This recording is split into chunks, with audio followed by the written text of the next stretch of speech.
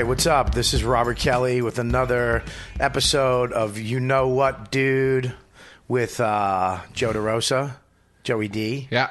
Who's fucking aggravating me today. And, Oh, I'm aggravating you. Yeah, you're in a shit mood today. No, you're in a fucking cunt mood. I'm not in a cunt mood. Let's introduce Dan. Before we get into this, Dan Soder, a.k.a. Monster Voice. Hello.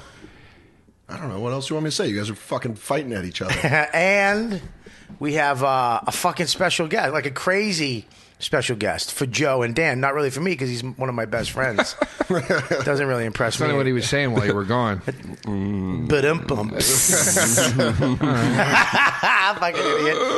idiot. Dane Cook is in Joe DeRosa's house. Hi, Bobino. We're actually doing it at Joe's house. We usually do it at my house at the kitchen table, which is same thing, basically. A little less hot and a bigger table. You're also wearing a hoodie. I have to. Why? What do you have, scars and bruises all over you from your pimp? I got pains in my fucking... Yeah, why can't you take your Why hoodie can't you off? take that off and meet us halfway? Because I don't take my hoodie off. I've known you for since 20 when? plus years. I've never heard you... Dane, don't eat the mic. Listen, Why are you wearing the hoodie? Because fat people wear hoodies. That's what we wear. Yeah, but you're with friends and people that love you. We don't look at you as fat. You love me? Yeah, I do. Did you have to fucking sigh when you said it? No, I do love you, Good. which is why I don't understand the way you're being with everything today, with Listen, the hoodie, with everything. I'm not. First of all, this is what he said today. We're walking down the street. Tensions are high in this room. I'll say that. It's not Cut it with a knife. It's not cutting it with a knife. We're usually like this, okay? This is not like we joke, we fucking kid around, everybody. But every once in a while, me and Joe get a little tense. But today, this is what he's talking about. Earlier, I was a little tense. This is why. Hey, man, you want to go take a walk with me? Which I don't. And then my fucking dumb wife goes, yeah, go take a walk with him. It'd be good for you. Ugh. So I'm walking with him because he's got to go return pants at the Levi's store because that's what Joe does. He buys clothes and then fucking returns them the next day. He's Richard with clothes. Okay. You know Richard? Yeah. Yeah. This is excuse me, this is too cold. Excuse me, this is too spicy. It's salt and pepper shrimp, sir. I know, but it wasn't as spicy last time. He does that. So we're walking to Levi's store and he's walking up the street and we start arguing about something. And I go, I'm with you. I'm walking with you because I'm your friend. He goes, it's because you're lonely. He says that to me. Wait a minute. Whoa. Wait a second. What? That's my side of the story. Wait a second. That's what I heard. First of all... That's what I heard. Because I said that. That's where you heard it. But you're not painting it accurately at all right now. Oh, I'm sorry. Go ahead, Van Gogh. What I said was... earlier about you being tense. I said you weren't tense earlier today. I said we had a good time today and we were laughing and having fun. And I said, I don't know what happened since I left you to the gap between me leaving you and to the podcast, but something put you in a bad mood. That's what I said. This is what put me in. I'm not in a bad mood. I'm in a great mood. My friend Dane, who I haven't saw in 6 months, my friend my new pal Monster Voice, who was on my show yesterday, and you, who's my neighbor and my friend, good friend. I'm happy. We're doing a podcast with fucking... There's something deeper here. Okay. We're missing something. I don't know. This is what it is. This goes beyond a walk in a hoodie that someone refuses to take Look off. at, we walk in, we're joking around, you're fucking doing weird shit on the elevator in front of... We just you walk in and fucking all of a sudden independent film what Tribeca are you Joe talking comes about? out. You're insane. I got to say, there was a simpatico when I walked in with Joe. And What does that mean? Is that in San Francisco? How about that? How about... We're laughing. Let us laugh. Stop. How about over the last, not- what would it be, year and a half, 2 years? Yeah. When I first met Dane. Yeah. We've talked on the phone a few times. We've run into each other a few times. Every holiday, as I said to you today, every holiday, Dane, little message. Sometimes you said it first, sometimes I said it first. Past 3 holidays, though, every holiday there was a text exchange to say happy holiday. Oh, Bobby. It's true. We have a rapport. Well, it or a doesn't bother me. repartee. He walked in, and it's like... I've been to his... I can sleep at his house in the same bed with Fine, him. I'm not saying, look That's at me. good. I'm saying... Say in the same bed? Why did you have to add that at the end? Because I had to make it. I had to get my Sleep point in the across. house, in the bed with him. The point is... I am a little mad at you. Can we just stop? No. He walked in. I was like, hey, dude, good to see you. I haven't seen you in a while. Okay, do you have anything to say about this? Also, you know what else he I didn't don't do? know. He didn't walk in jiggling and punching my door and then going, "You make me fucking sick." Maybe that's got something to do Did I with say the way that? I embrace you when you come into my apartment. This is why, because Yeah. Joe, this is what Joe has to do. Because when you come to the door, he knows we're coming up. He could open the door for you, but he's got to keep it locked. When you come to my You house, never do that. You've never done that once ever. That's Your how I door- know you're being a dick, because I do it to you, and I'm being a dick. Your So door stop being a is dick. always I'll locked. come up with But you know new what dick I don't shit. do? No, I'm I don't kidding. go. I don't do Here's that. how you run your household. But maybe he has. I go. Bobby's door's locked. It's not a his household. right. It's an apartment. It's his okay? right for his door. Mr. to be locked. Mr. Brady, relax with your household. Well, I said it to be funny. but go I ahead. know, and I said my shit to be funny too, Joe. Guys, you guys are both trying to be funny. Listen, Anyways. maybe Joe just didn't want us to see him playing Rayman on Xbox. He thought that, even though he outed himself, that he plays 2D You know what? games for Let's talk 11-year-olds. about- Roll games. Hold on. Let's talk about outing, Dane. Let's talk about outing. there you Every go. time I've told somebody I bought that game, they go, "Why did you? Ugh, why?" Dane, I go. He goes, "What are you playing?" I go, "Don't make fun of me.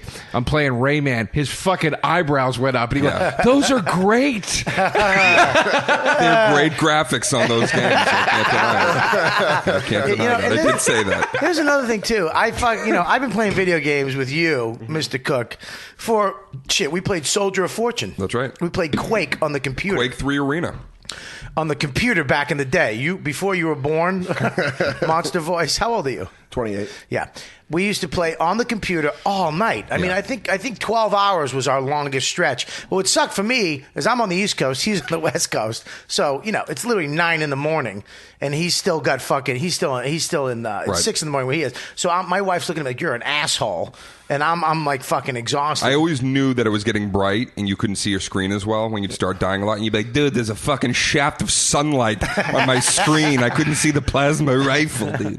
Yeah, we used to play with the mouse and the keyboard. What was it? WD1, 2. What the fuck was it? We got Alienware computers. It was ADWX. That's S. ADWS was forward, back, side to side, and then you had the mouse with a click and shit. And then we moved on to Quake Arena. You guys play that? No. I played Counter-Strike. We used to play all kinds of shit, manly shit, and now you're playing Skyrim. First of all, Skyrim. Skyrim. Yes. That's what. Do you know what Skyrim is? Yeah, it's a fucking fantasy land. It's an epic fantasy It's land. modern warfare, except you're a goddamn medieval fucking magic warrior. Or thief, if you Wait, have no what skills. Did you say? What did you say? Medieval magic warrior. I want you to. I want that to be your fucking screen name That's from now on Xbox. Evil Magic Warrior, Joe DeRosa. That's gonna be whatever the fuck that is. I can't remember. I don't even know what the fuck magical. What is Medieval that? magic warrior. That magical is the key in that sentence. You don't think that'd be fun? No. Where's the box? Do you have the box? I don't have it yet. I asked for it for Christmas for my mom. For Skyrim. I'm gonna get it for you for Christmas. My mom's getting it for No, me. I'm gonna get it just to ruin that gift. Listen. Oh, I'll just not use the one you bought. Yeah. Yeah, that logic is not. Shut up, Monster Voice. But you can't jump in a game like that much later because then all your friends are, I'm going to be like level 48 Centaur with, Pearl Shield, and you're not going to be able to step up to me. Well, I don't I know play. you don't know that. What is Let's that just shit? Let's just talk Modern Warfare. What is level Synthes Purple Shield? Pearl Why Shield. would you? Why would you? Why would you? It's like Schwarzenegger hiding in the fat lady in Total Recall right before she'll get ready for a surprise. Why pip pip pip? Why pip pip? Why would you play off this your game? hoodie. Why would you play this game? Because it was interesting. You know me. I love. I don't just like the game. I like graphics. I've always been into like graphics and how I don't know. It looks cool. Yeah, but you're also like a fantasy. See, you're into Talking to the the whole. mic. You got a Into the nerdy mic. vibe to you. Like Talking I to know the what you mic. mean. Oh, sorry. Yeah, you I always got that do that. nerdy. You know what I mean? It's fantasy. It's space. It's Yeah, all I that grew shit. up on with D&D stuff and all Yeah. that. D&D. You played fucking Dungeons and Dragons. I love dragons. What can I say? I love dragons. You played Dungeons and Dragons? I wasn't allowed to. My mom wouldn't let me because I was in grade school, Catholic grade school, right at the time that whole thing was happening, where they were saying It was satanic? they were saying they would summon demons and shit. So I was never allowed to play. Dungeons and Dragons never appealed to me though, because it was like you had to read a book and roll the dice. There was paper. You had paper and pencils. I was like, that doesn't look like fun to me. It was kind of boring. Fucking Dungeons and Dragons stinks. Let's just. But that's be why honest. this is the best part of that. Without rolling dice and everything, So you're you- immersed in the world. So you get to run around like Call of Duty. Yep. Yeah. Okay, you have a sword. Yes. Sword. And spells. Do you have spells? Yeah. And Yep. okay, so then what do you do now? You're going through this stuff, and all of a sudden a troll comes upon you. What do you do? You fucking fight it with Or your magic. you could rob What do him. you do, Joe? Go. What do you do? I'm a troll. I'll try to smite it first Smite it. with my indignity spell. What? I don't fucking know. I don't have the game yet. It's something like that. I fucking hate both of yous. I can't. Someday when you can afford video games, I look forward. You know what I do? I'm going to go into the GameStop and just look at the back of it and pretend that I own it. this is how much fucking Monster Voice I think is affecting this program. We haven't got one donation since I said donations.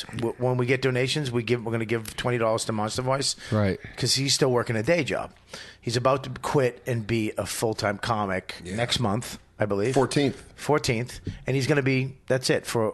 He's going on the tour. He booked the Guinness thing, but he still works at a restaurant. You remember those fucking days? Sure. Nobody's donated a fucking thing. You changed the button, though, remember? I don't think I'm affected. Change the link. I think people think they have to donate 20. I'll tell you why. Is it just a straight donation? You can donate whatever you want. Oh, it's not. I see. You can Not donate even whatever. $1, You can donate huh? a 5, a 10.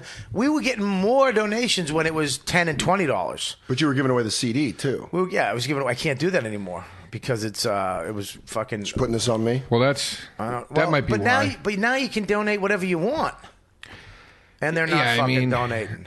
I What do you? wouldn't.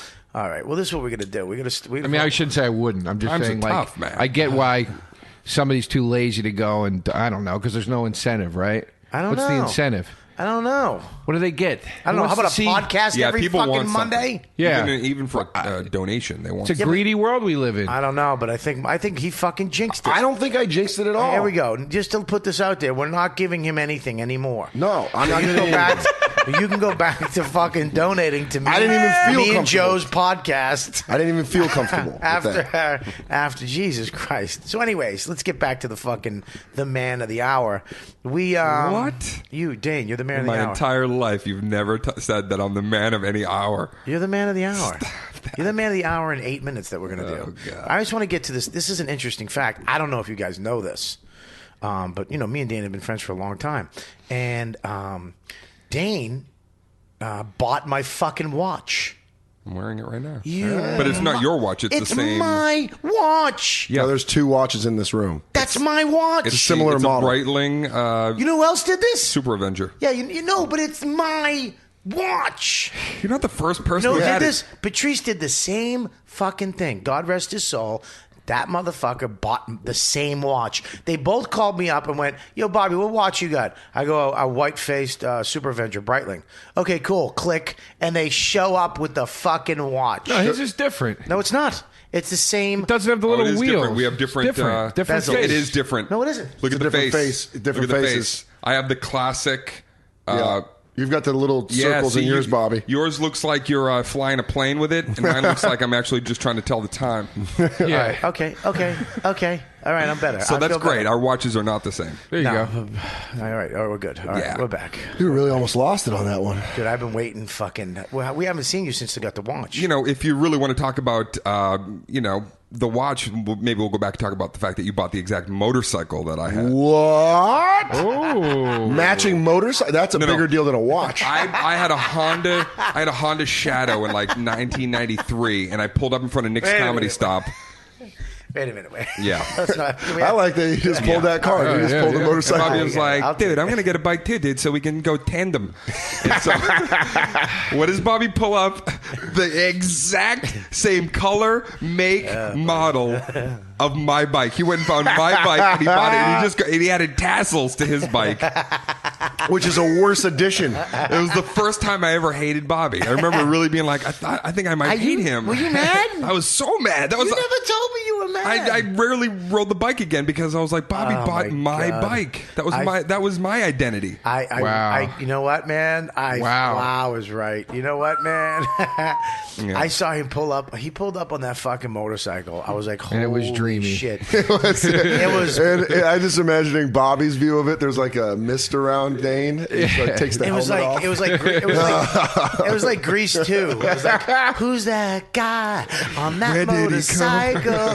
Who's that guy? If they knew it was Michael. Dude. You know all the lyrics to Grease 2 songs. Just that one. Yeah, you're the only one. Dane. The fucking cast doesn't know the He lyrics to the knows. song. You were in the fucking play. Not Grease 2. Grease 1. Yeah. Well, Grease That's 1. a classic. That's a classic. Yeah, but that was a Grease 2 song you just sang, and I only know that because I know Grease 1 so well. Why, Grease 2 is not cool to know? Stinks. Really? It's a random. I thought it was my... Do you know the plot of Grease 2? Yeah. It's the worst sequel plot. It's up there with Arthur 2 in shittiness, in like how much On the rocks. Oh my god. The plot of Grease 2 is On the rocks. They just Grease 1 is this explosion hit in the theaters, so they got to make a sequel. So they just remake Grease, and they go, this time instead of it being a chick from Australia, it's going to be her male cousin from Australia who's a nerdy guy and doesn't get it. But Michelle Pfeiffer was pretty hot. Yeah, and he's got to Crazy bang hot. the She pink looked ladies. good. Crazy hot. Yeah, of course. Crazy hot. I loved it. I liked it better than... the Grease one with Travolta. I mean, it's a great movie because of Michelle Pfeiffer. No. Michelle Pfeiffer for guy reasons. Dude, Olivia Newton-John. Yeah, She was badass when she showed up. She was so no, sweet. when she showed up at the end at the fair. Yeah, when she threw the note in the Fuck her fountain and her it fucking- slowly dissipated. I would have and then she- bagged Rizzo. and she sang Rizzo. Yeah, who wouldn't have? Yep. Channing, whatever her name was. I wouldn't have Channing banged- Tatum. You No, would- that's not. I always get that mixed up too, though. The fuck's her name? Yeah, there's some new guy who has her name. You would have banged the Channing. hairdresser, the Jew hairdresser. Who was the hairdresser? I don't know, that fucking chick with the pink hair. Yeah, she was. Oh cute. yeah, she was cute. She was not cute. No, the only one I wouldn't. The only one I wouldn't bang is the chick with the teeth that was going brush up, brush up, brush up. Oh yeah. Oh yeah, she was That's the only awful. one I She was wouldn't. no- I'd rather no bang bueno. her boy Yeah. than that. The one is really hot. The chick that was on Empty Nest eventually. Yeah. That was fucking. Real- the she tits. was. Whew. Wow. Which one was that? She Was was that the slutty one? Yeah, and she was Yeah. like banging. Well, Rizzo was She the wanted to slutty one. She was the one banging all the She soldiers. was like the elitist kind of high class one who seemed like she was like too cool. Yeah, always. She was trying to fuck the guy from the TV show. Yeah. Yes. Yeah. Yeah, right. Yeah, at the Vince end, right. Fontaine. Yeah, she fucked him. She fucked Vince Vince was Fontaine. like, yeah. Who's the Latin chick? She was my Peaches Rodriguez. Yeah. No, it wasn't Peaches Rodriguez. It Here, was Jaja Di Gregorio. Peaches favorite. Rodriguez. Rodriguez. Can I say something though? Yeah. He fucking said that with such confidence. I was like, Peaches. I immediately followed. I go, yeah, that was her. Peaches Rodriguez. That's a comic. There's a comic named Peaches Okay, I was gonna Rodriguez. say, I don't know where. I thought maybe that's where she took her name from. Holy shit. You don't think though in the number 2? I can't believe we're fucking Yeah, breaking minute down 6 on Grease We're 2. breaking down Grease and Grease 2. I think Grease 2 with him. It was almost like. What was that movie? My Bodyguard meets Grease. He had to get the motorcycle, find the parts, build it, become the new Michael, the alter ego, learn how to ride in a park. T-Birds had to accept him. Yeah, and then he had to. He learned. He had to teach him how to pop wheelies, and then he could jump cars without That's a just ramp. The first movie. Oh, it's just I always the love that. same plot. I love that in a movie when they used to jump a car without a ramp.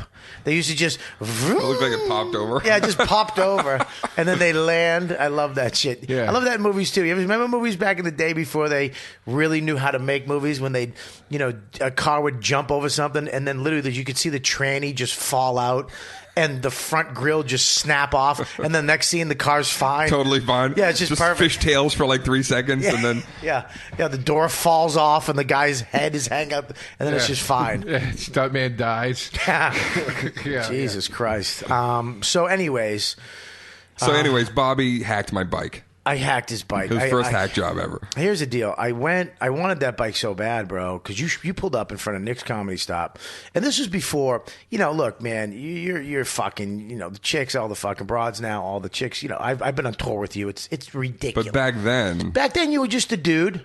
You were Right. just a regular motherfucker. You had a girl, just one chick. She was a square. She wasn't even like fucking an 11. She was a good looking girl. And he was just a regular fucking dude.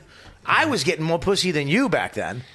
Huge. Dude, I was getting I was the fucking motherfucker. All of a sudden, this guy rolls up on a motorcycle in front of Nick's with a helmet, and I'm like, what the and I'm the one who wore the leather. I'm the one who fucking Let me tell you something. had Let the me- cigarettes. Let me tell you how good a shape Bobby was in back in the day. He had a picture, maybe like 4x6, in his apartment of himself, shirtless with nunchucks. No. He had like an 8-pack. He had like abs on the side, waiting to join the cobblestone path. He had the long, I didn't even know Curly what that mullet. the curly Please tell me mullet that- down to his like a crystal gale hair all the way down to his ass. Did he have a headband on? Dude, I'm not even kidding you. He was the prettiest, fucking, most rock solid. You were like an MMA fighter back in the day. Oh my god. Oh my god. Where did he go? He's there. He's there. He's just lonely, sad. Some But here's the deal. like the Paul McCartney story. It's like the real Bobby Kelly is dead, and Yeah. you've replaced him. I'm Fobby. I'm Flobby. I went. I remember he pulled up, and I became, same thing we do. Just I gotta get a motorcycle. I gotta get whether it be, I gotta get that jacket. I gotta get that fucking new iPhone case. Same shit even back then, trying to fill the hole with something. And I went. I found. I had to get a 500. That's all I knew, because the 500 was the bike. Right. And you didn't have your license. No. You didn't know how to ride a never motorcycle. got the license. No. And then I went and I found a fucking Shadow 500. And it was, this is how I got the bike. I would have never been able to afford the bike, but I got a check in the mail for $5,000 from a company called HBC or something like that. And I knew there was a thing up on Route 1, an HBC bank or something, a financial loan company. They sent me a check for $5,000. This is when I was 18. And what was it? What was 19. the stipulation? Nothing. I don't know. Because when you're 18, Oh, the and you're 80s 19, when they just sent checks of money in the mail. well, as soon as you're legal, as soon as you're 18, the credit card companies fucking kill you because they know you have perfect credit. They know you're going to need the money, and it's a great time to get you. And I didn't know about credit cards. I didn't fucking have, So I went to this place with this $5,000 check for shits and giggles. They cashed it and gave me $5,000.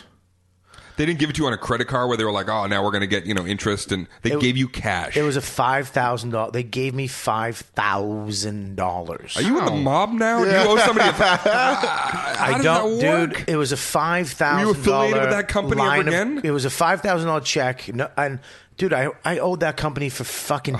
That ruined my credit. That's what I'm saying. Yeah, that was the no. stipulation. Yeah, it ruined my credit. Yeah. But I didn't know about credit. Oh, I took okay. that money and went out and bought a fucking 280Z with T-tops, and I bought a motorcycle the next day. You bought a car and a motorcycle. I bought both. Jesus Christ. I bought you really both. are white trash. Just Jesus Christ, dude. I bought. $5,000 for free? Oh my god! He's rich. Oh, He's Rich, we're coming to get unemployed. I bought the fucking motorcycle, hilarious. and then I remember I pulled up, and I never knew you were mad, but I knew I was a fucking kind of a dick move. But I did put saddlebags on it and tassels. Yeah. You tried to hide it with like more flair on the bike, but it was still like, that's my bike. I made it look like a Harley. Mine. I put highway pegs on it. I chromed it out. I put chrome wherever you could, and then I put the saddlebags and a fucking the tassels on it. And I never wished for anybody to crash ever in my life until that day. You wanted I was him to lay I it hope he's down? okay. I just hope that he's like, dude. you can, I crashed you into can the ocean. literally hear that, Joe. Huh? They can hear that fucking thing. I did it because I thought you guys were hot. I was hot. I was Huh? fine. You can hear it. I'm good. I'm good. There you go. Walk over there, lonely. Hit the button. We had it on last time. Yeah, if you have it on at the beginning, it's fine. You can't just throw it on. Now it's loud. Huh? The fan's fine. Okay. Bring the fan on over, Joe. Do a little fan The passive aggressiveness between these two is It's almost like watching a married couple of like 30 years that's on the rocks, but they're not breaking up. But me and Joe, because of the kids. You know what energy this feels like? What? When you work a girl all night long on your couch, and then finally when you have like the cojones to go for her vagina, and she's like, "I can't this week," and you're like, "Oh, couldn't you have told me that at the beginning of the night?" Right. Which one am I in that story, though? You're the chick with the tampon. I'm the chick? Yeah. Why? You're the girl with the tassels. Made you happy, didn't you, Pennsylvania boy? Don't put that on there. Oh, Jesus Christ. It's not mine. I know. It's not mine. It's all right. Did it leave a mark? No. All right. Oh, fucking panicky Pete. Just, you know what? Go fuck yourself. Who's it belong to? This was left here by Bill. We're talking about a bureau, right? When he moved out. This was Talking to the Bill's- microphone, Joe. Bill's girlfriend. Cosby? Yes. This is his place. It's actually Billy I Crystal. gotta keep reminding him to talk this. We're doing a Billy podcast. Crystal's Speaking to the Bureau. mic. Yeah. This is his girlfriend's, and I want to make sure I don't mess it up in any way with some water ring or something. So, anyways, dude, we, I mean, not to fucking get a little off, but you know, let's. You're in town for a couple of days. You're in town for a reason. Yeah. A good friend, and I know we. I don't know if we should have started with this or fucking even talk about it. I don't know. I mean, you got to talk about it a little bit because it's reality. And you know, our good friend Patrice O'Neal passed away. Yeah. You know, we started with him, and you know, Joe was good friends with him, and you knew who he was. Soda. Met him a couple times, maybe, right? But Yeah, I met him multiple times. anyways, you know, I don't know. It's fucking shit. It's bullshit, and it hits you. It hits me. I don't know about you guys, but it hits me in waves. You know, where all of a sudden I'm sitting there and I'm just start crying, and I just think about, you know, I used to call Patrice about everything, anything, you know, a video game or a fucking new phone or fucking something stupid on TV. He would call you too. Just, Bobby, did you ever see fucking the video? And you're like, what? And then you'd run over to your computer and watch this stupid video, and you'd talk about it for 2 hours, and it would just go into another. It would multiply. Yeah. The conversation would just multiply from one little fucking thing that he'd bring up into something else, into something else. Yeah. And we started with him, so it was like we knew. Yeah, that's our graduating class. There's only a few people that know from that, you know, very early point. There was a lot of other guys that fell off that we don't even remember, but at the core it was like Patrice was there, and you and me and Burr and Al, and there was like a few guys that were always hanging out. Gary Gulman came in a couple of years in. Yeah. We he always likes to say a couple of years in because he wants to. That's why I'm behind some of these people. Not as far along as Dane because I'm 2 years after him. But yeah, man, it's you know, he had a massive stroke. People know that, and he couldn't recover from it. It was just a massive thing, and it's not. People say that, you know, diabetes, being fat, blah, blah, this could have happened to any one of us in this room. People don't realize a stroke could happen to any one of us anytime. A blood clot could hit your brain, and it could happen. We don't know, you know, if it's because of you know, he was a big guy or whatever. He was doing well. He was doing good, you know. His girl said that he was really doing well. He was working out and eating right, and he was always trying. Right. You know, except at his barbecues. Yeah. When he'd have the barbecue. I don't know if you know this. If you lived here, you would be invited. Yeah. You would have went, but every year he'd call you up, and only a certain people. He'd call you up and be like, yeah, what's up? Having that barbecue this weekend. You want to come? All right. Like, really, like, nonchalant. Like, all right, man, I'll be there. All right, I'll see you later. Don't bring anything. I got everything. And you go there. He literally had everything. It was in his townhouse in Jersey City, which was, you know, the hood. It's kind of like... Good. It's the hood, but it's in his back. It's in not really the hood. It's like, you know, all townhouses, but it's kind of in the hood. It was like a section that they promised that was up and coming that never really fucking never up and came. Yeah, he knew that one day when he came out in his fucking car. His truck was on cinder blocks. Yeah, classic Patrice too. When he'd invite you, I remember one time I go, Patrice, what can I bring? I was like on my way out there. What can I bring? And he's like, nothing, man. We good. And I'm like, nah, dude, I don't I don't like showing up empty-handed. Just give me something I can bring. Nothing. We good. How about this? I'll bring a couple 6-packs of beer. People drink the beer. And he's like, Joe, man, look, if I understand if you need to bring something for you, for your self-esteem, to make you feel good, then bring it. But we don't fucking need shit. You know what I mean? Yeah. It's like, how did he just turn that into a commentary on myself, and now I feel bad? But it is. But how many people have said, I don't want to fucking bring something to this party, but I feel obligated. And so he got it. Right. It's exactly what it was. Yeah. It's you wanted to make yourself feel better about. It's what it is. I know. That's how brilliant he is. Funny, yeah. That's why he I fucking love talking to that shit dick. Right. Because he was so right on the money. And if you got him, he would take it. Yeah. Not all of us do that. You get him, he takes it. Right. He'd be like, all right, motherfucker, you're fucking right. God damn it. I suck. He'd And there was no scream. courtesy laugh with Patrice. No. If you made him laugh, it's made like, him- oh, okay. Yeah. You made him Should laugh. work on that as a bit because Yeah. Patrice. But if he, I don't know if anybody, the stare of like looking through you when he was like really listening and you weren't connecting. Yeah. Was one of the most intimidating things ever. You know, when he just Yeah. looking at you and you just didn't know where to go with what you were saying, Yeah. and he wouldn't help you. No. Not like yeah, man, I get it. Just waiting for you to figure out where the point was. I've had some vicious fights with him. Like vicious arguments. And he actually taught me how to be a better friend at one point. He was staying at my house in L.A. when I lived there. I lived in Culver City, and he was doing that Showtime. Remember that Showtime thing? Remember you got the Showtime special? That was a competition. It was a competition. You went up and did time and got called back. Oh, my God, yeah. We both did it. Yeah. And we both got a call back, and I didn't make the second cut, and he did. So he had to come back again. Sure. And he was staying at my house. He just was like, I'm going to stay at your house. I was like, all right. And he's sleeping on the floor on a blow-up mattress. And I remembered he was like, he wanted me to drive him everywhere and then go pick him up. And I was like, what the we got into a huge fight. Because I wasn't in the competition anymore. He was going to get it, supposedly. And then he's called me up like, you want to ride? And I was like, Jesus fucking Christ, I'm not your fucking chauffeur.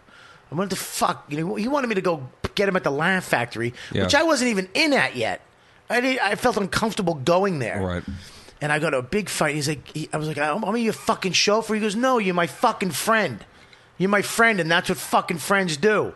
You come and you pick me up when I ask you to come pick me up. You come and fucking drop me off. You let me stay in your place. You feed me. You shelter me. You fucking loan me money when I fucking need money. That's what you fucking do. And I was like, you're right. Like, I walked away like, he's fucking right. That's what we do. No, you don't question it. Yeah. You know, yeah, dude, I'll go pick you up. Because he'd do the same shit.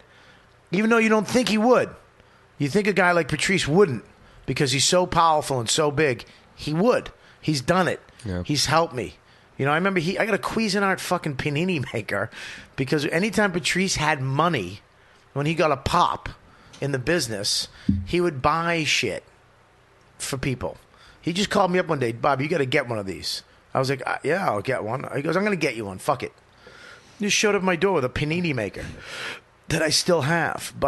And then I remember we got in this big fight, and he told me that. It was one of the fucking craziest things a friend's ever said to me as far as being a friend. And then he said, he came back. It was the only time I saw Patrice get emotional is he came back from the Showtime thing, and they wanted him to change one piece.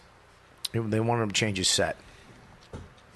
And he was sitting there. He started crying. He was just like, fuck. I just want to fucking do this. Can't I just do this my way?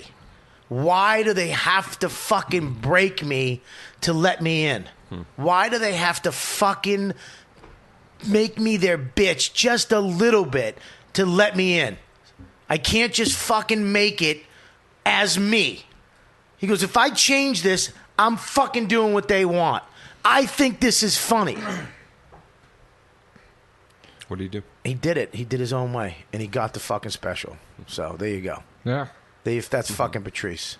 And I didn't understand. I was like, dude, just change it. Little weasel I am. Dude, it's not a big deal. Just change it. Do what you gotta do. Wear a wig. If you gotta wear a wig, wear a wig. Fucking black-faced asshole I am. I really suck. You know? Well, you're getting an argument out of me.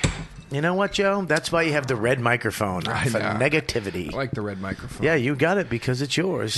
Negative man. He was no. We talked about this on Opie and Anthony the other day. He you know, the thing I remember I called him once and I go, dude, I'm having a really hard time on the road because I'm trying to do stuff that I really want to do. And I'd come back from a gig. I had 2 people come at the stage and try to like beat me up because of this material I was saying about Jesus. I'm sorry, dude. What? I'm not laughing. I'm not laughing. That's not. It's funny. Well, yeah, it was funny. I know. Okay. Yeah, it's all right, funny. I'm laughing. Of course. I don't want you to get hurt, dude.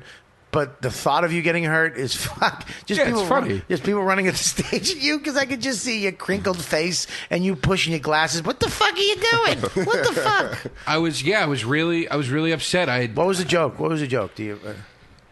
It was, you know, it was an insightful joke, but I did a joke where I let us be the judge of that. Where I'd say it was 7 years ago at this point, however long it was. But I did a joke where I said, when I'm tired of people telling me I can't make fun of Jesus because it's offensive, and I would go, fuck Jesus, fuck him, fuck him, and I'd stare at the ceiling and I go, fuck you, you faggot, you know, and I'd yell shit at Jesus. And then I'd go, and it would get really tense, and I'd go, okay, it's very tense right now, but here's the thing.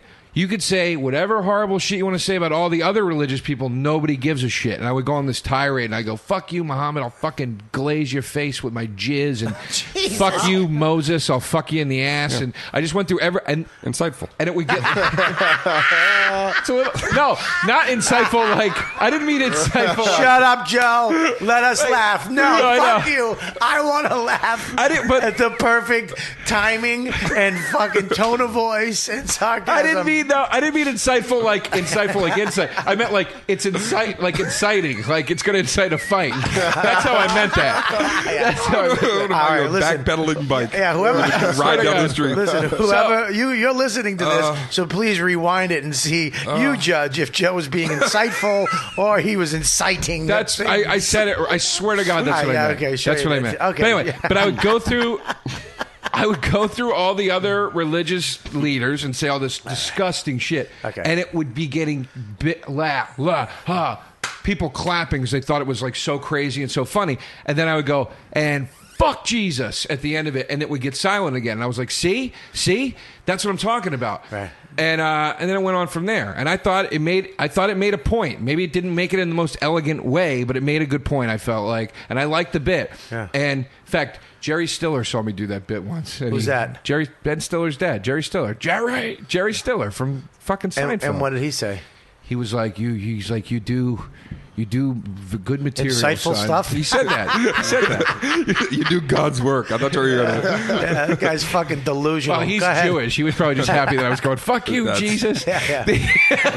Anyway, I did the bit. 2 guys stood up. They're like, we're going to beat the shit out of you. All this stuff, right? And I was like, Jesus Christ. I'm like, I'm just trying to fucking... Did you use the Lord's name in vain after that? I don't remember. But I was like, I'm just doing a stupid joke. Who really cares at the end of the day? And then... I'm glad you believe in then the material. I got a letter from the club. The club sent me a letter. People wrote in, it's not funny when you make fun of Jesus. And I was like... That should be the name of your next CD. I don't know why that's not funny when you make fun of Jesus. It's not funny when you make fun of Jesus. But perfect. Either that or you're Insightful by Joe DeRosa. I'm reading. And just I'm never gonna live that people down. fucking running behind you as you're running down the street. An insightful evening with Joe DeRosa. That's funny. Yeah. And I'm reading the letter, and the letter is literally proving the bit. It's proving the bit. All it did was complain about the Jesus remark. And I'm like, this is the point of the fucking joke. Right. And I was get to the Patrice part. I'm getting to it. Jesus. I was ready to rip my fuck. Well, you asked me what the bit was. Okay, so I was ready to rip my hair out, and I called Patrice, and I was like, I go, dude, what do you do? I don't know, man. I look up to guys like you. I want to do the kind of shit you do. I want to say the things I want to say. Why is it so hard? And he was just like, look, man. you want to walk the righteous road in any way. He's like, you're going to take a lot of hits, man. He's like, I've sacrificed money. I've burnt bridges. I've sacrificed gigs. And he told me the story of like a guy at a club coming up to him and saying, Patrice, can you not say cunt tonight in that one joke? Or I think it was that. And he was like, no, I'm doing that bit. And he's like, and I explained to the guy, it's not about me needing to do that joke. It's about me letting you know that you can't tell me I can't do it. Because once I let that door open a crack, it's going to swing open. Yeah. And I remember talking to him, and he was like, he goes, come on, Joe, you know that fucking joke that you're talking about is, you know, Very come on, insightful. man. He's like, you know you're trying to piss people off, and he's like, you don't mean that. Right. And I was like, yeah, I guess you're right. I don't mean it. Whatever. But I just remember being like, this fucking guy has such a firm grasp on what the sacrifice is. That's the difference to me between him and a lot of other people. A lot of people, it's like the saying, everybody wants to die, but nobody wants to go to heaven. Right. I mean, everybody wants to go to heaven, but nobody wants to die. I just agreed It's with the wrong saying. Jesus. You asshole. I'm just That's the I'm worst. just trying to get him. Just keep going. No, we know that's what Bobby believes. I should have never asked what the joke was. Right. But he got it. He Yeah. was like, okay, if I want to get to this holy ground, I get what it's going to take to do it. And a lot of guys don't. A lot of guys are rebels, and then they go, why the fuck won't anybody fucking book me? And it's like, dude, because you're up there talking about fucking babies or whatever you're doing. It's like, you got to take the hit, dude. Well, you know, The best thing he ever said to me, I talked about it on O&A today, back in Nick's. Back when he was sitting with his Discman, he was listening to B.I.G. before anybody even knew who Notorious B.I.G. was. He had like a bootleg, you know, out of a trunk version that he was letting me listen to. And I was bumming out about something. And two people taught me about truth, Bobby Kelly and Patrice O'Neal. But the quote that Patrice said, Bobby and I, it's a different story altogether. But Patrice, he just looked at me and goes, you can't fuck with the truth, man. If you walk in as the truth, even if it's the bad truth or, you know, fucked up truth or good truth, joy, truth, whatever, nobody can fuck with you. Yeah. Live in the truth. And I was like, I need to start doing that more. I was not doing that. I was not a person who was present. And I felt like Patrice was always present. You know what I mean? Some people like you talk to and they're like, they can sit without any kind of nervous movement or anything, you know, they can just kind of be in a moment.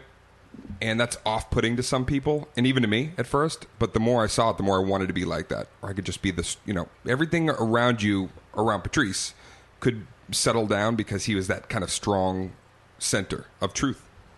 Well, how many guys did you see? How many comics have you ever seen with that Carlin Pryor energy that go out there with opinions and edgy material that don't move? Yeah, Carlin and Pryor paced around. They paced, and they're the two greatest ever. And they paced around. Patrice would just either stand in one place or sit and still have that same exact, like, I'm playing for 10,000 people right now energy.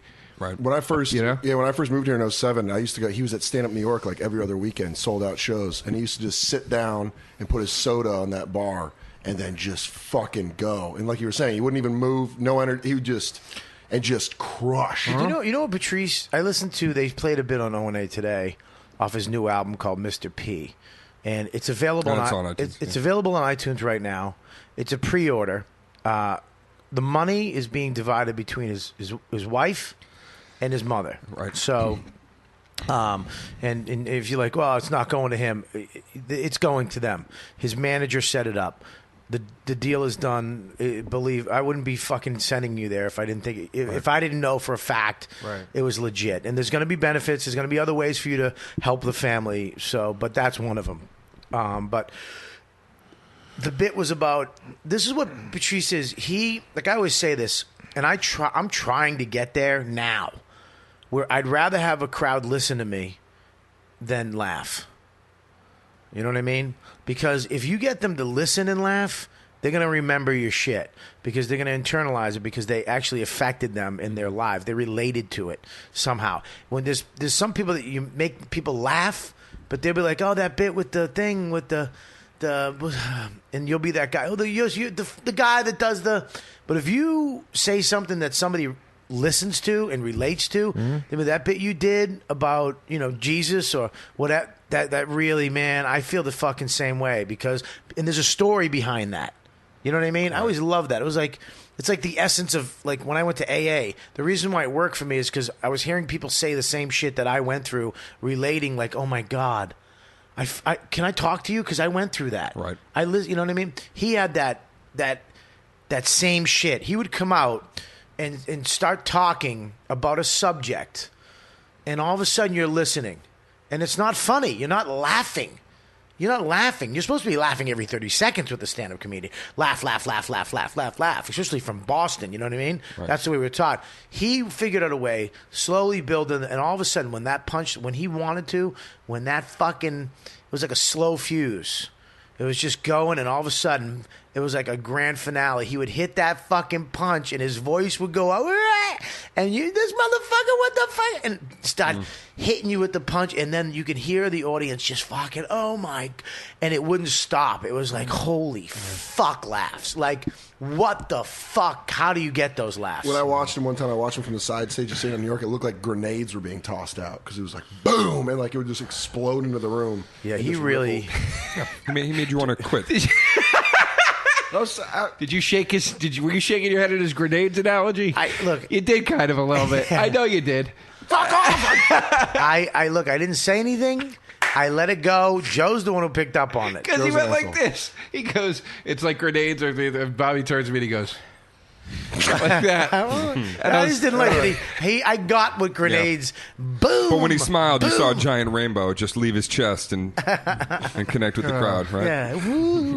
The most literally the most jealous I ever was of a comic ever in my career was I saw him affect 3 people in a way that I've never seen a comic affect anybody. It was right after the tsunami happened, and it was at Caroline's. He was headlining. He comes out on stage. He sits down. He goes, fucking, the tsunami, man. I mean, goddamn. I mean, I guess I feel bad for the people and shit, I don't want to see anybody die, but it didn't look that fucking bad to me. It looked like if you just lifted up your pants, you would have been right, dude? Fucking place. Right? You're like, holy shit. Is he really doing? He's opening with this, right? Yeah. I swear to God, I'm like, I got to run to the bar and get a drink and settle into this. I run out to the bar. 3 people from England walk out of the room. That fucking cunt, motherfucker, right? They're cursing Patrice's name. First 5 minutes show, they sat at the fucking bar for 2 hours and waited for him. That's how mad they were. They walked out in 5 minutes and were so mad that they waited for 2 hours at the bar. And then he finally came out and they were screaming at him. And he's just doing that Patrice shit. Like all that shit. Yeah. The calmer he gets, the more angry they get. Yeah. And then he just goes, this is why English people is the worst motherfucking immigrants in the world. And he goes, y'all come here, y'all want to be us. You want to be us so bad, but your country stinks, right? And dude, literally smoke coming out of their fucking ears. They had to be drug out of the club by security. They had to be dragged out of the club, and Patrice was begging for them to stay. He's like, no, let them stay. This is fun. This is fun. And as they're being dragged out of the club, the woman like shook loose for a second, and she stomps her foot, and she points down the stairs of Caroline's at him, and she goes, you're an embarrassment to America. Like that. And I was like, wow. I'm so jealous of this guy right now. Like, if you can strike a chord like that with an audience member, that whole chain reaction of event, like... Yeah. You're really fucking doing something up there, man. Jesus Christ. He made me feel like shit every time I saw him.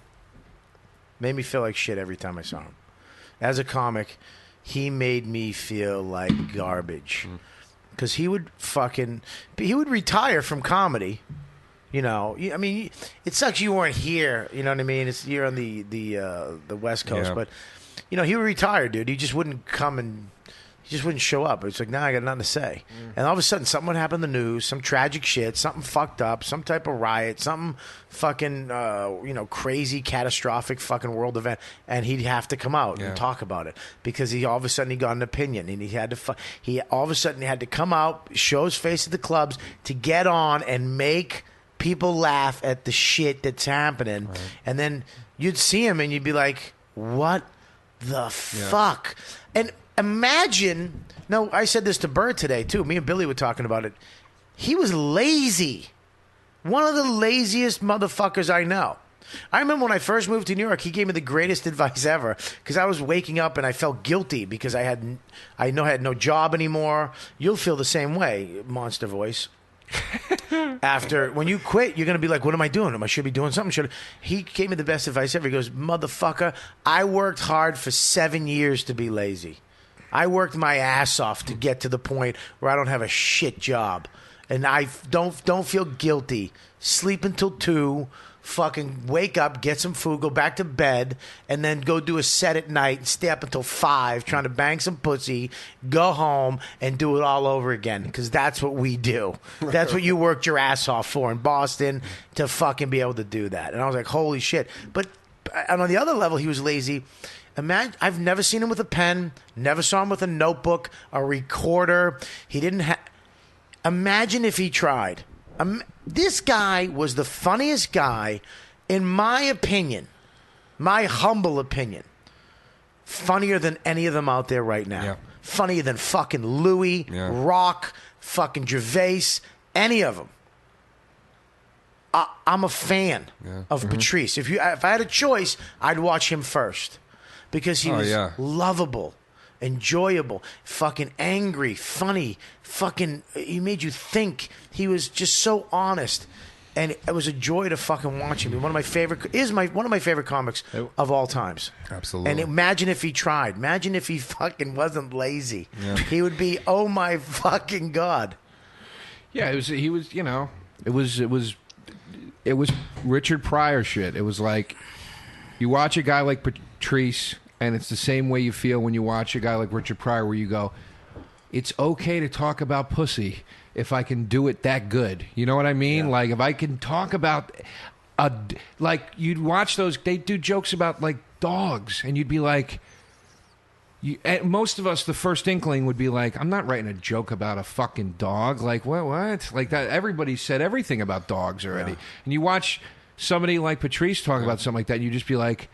Oh wait, no, you can talk about that shit. It's like, you know, it's that difficult thing when you're talking about, you know, how can I really express myself and be truthful without that weird psychological thing that goes like, where you fuck with yourself going, but who am I to think I really have something to say? Right. You know, where like I've talked myself out of that, and I remember Patrice being an example where I had a bit. When I was doing my second SNL hosting, they would have you. Lauren wanted me to open with stand up, and I had a bit about suicide, and I'm like, I want to open up with this bit, and the network didn't want me to open up with it. I was really appreciative that Lauren stepped up and was like, "Do you want to do the bit?" I'm like, "I really do," and he's like, "I'll protect you. Do the bit." And it was a really edgy bit. It was that thing about like, you know, when somebody commits suicide that there's always that first person who wants to be the person to tell you, you know, so they call and they kind of like, did you hear about so-and-so? And they're kind of privately, secretly hoping you're going to be like, no, what? And I go, and then the bit is like, you know, killed himself. And then, of course, because we're all fucking freaks, your follow-up is like, how'd he do it? and so I did this bit, and it goes on, and I got so much, you know, kind of like backlash and grief from it. But I was proud that I did it because then I got emails from people that it impacted, like, you know, a couple of kids that wrote me and were like, my parents don't know I'm dealing with so-and-so. So it's the same thing. More people ostracized me because of it. More people probably gave me shit. But the few people that it connected with and it mattered with, it for the rest of my life, I'll be able to say, I've done, you know, I'm not the most meaningful guy on stage. I've always looked at comedy as more of kind of like escapism and a bit of like closing the doors on some of the, you know, maybe heaviest of top, you know, political stuff. But for me, doing something like that made me feel like, wow, that's what Patrice probably feels like every set, the whole time. There's no like whimsical, hey, here's a silly... And here's the thing though too, people laughed when you did it. Yeah, people fucking... That's our job. That's why you can't fuck with us. That's why you can't fucking come down on us for making fun of gays or blacks or fucking, fucking anything, tsunamis, suicide. People laughed. Yeah. It's our job to take horrible shit and make people fucking laugh. What did he say after 9/11? What was that great line that The second he said it on stage here, it was like the first funny thing anybody said after 9/11. I think Patrice said, I forget. We all assumed we knew who did it. Like immediately, it was like this thing about like. No, that was the actual DC sniper. That was a DC sniper. It was because Patrice. I remember the punchline was. Nobody looked up at that plane hitting the building and said, "The Swiss." Oh yeah. It was like the first, everybody right away saying this is Muslims, but nobody's looking at these planes going, "Motherfucker, the Swiss." That's funny, dude. I forgot about that one. Yeah. The other one, the DC sniper one. I said this on O the other day. On O&A the other day. When the DC sniper, everybody thought it was a white, lone, because that's a serial killer, Yeah. white, middle aged, between 30 and 40, And he goes, "Yeah, man, it was just a nigger in a Buick." It was just a nigger in a Buick. And they did it on Tough Crowd, and they bleeped Buick because they weren't a sponsor. Fucking hilarious. They said they let him say nigger, but they bleeped Buick. So it was That's beep hilarious. nigger. That's fucking Dude, put hilarious. your mic like this because you keep falling out. Like, see how mine's straight on my mouth? Oh, sorry. See, just like that. Because when you turn to Dane, I'll move over, and so you're sitting like that. The funniest thing I ever saw him say, heard him say, saw him say, was at a different Caroline show, and it was so true. I was just like, God damn it! There's some like Filipino guy in the front row. And he just in the middle of his set, he just points at him. He does that upside down finger point that he used to do. He just points at him, and he goes. I forgot about the upside down. I've heard everybody in the last couple of days talk about the point, but I forgot about the upside down. And he had that long fingernail, and just point at you upside down. He just fucking points at the guy, and he goes, "What's your name, foreign face?" The guy goes like Mike, and he goes, "What are you, Chinese?" And the guy goes, "No, I'm Filipino." And he just goes, "Don't you hate when you call a Chinese motherfucker the wrong kind of Chinese?" And he goes, then he's going to explain to you what he is, and you got to act like you fucking care. A Chinese motherfucker. And he says it. The finger point's good. Today I was reminding O&A and those guys how you kind of knew the mood Patrice was in, or you could walk into a place and by looking at him, however he was wearing his hat, you kind of knew where he was coming from. If it was the wool cap and it was almost halfway through his eyes, it was like. Don't ask him a question until he finally says, like, man, and then he was gonna you could really. He had mood hats, whatever way he was wearing it. He did. It was funny. He had these things. He was in jerseys. Then he got into necklaces and jewelry, and then he got into hats. Right. And then he got into dressing up.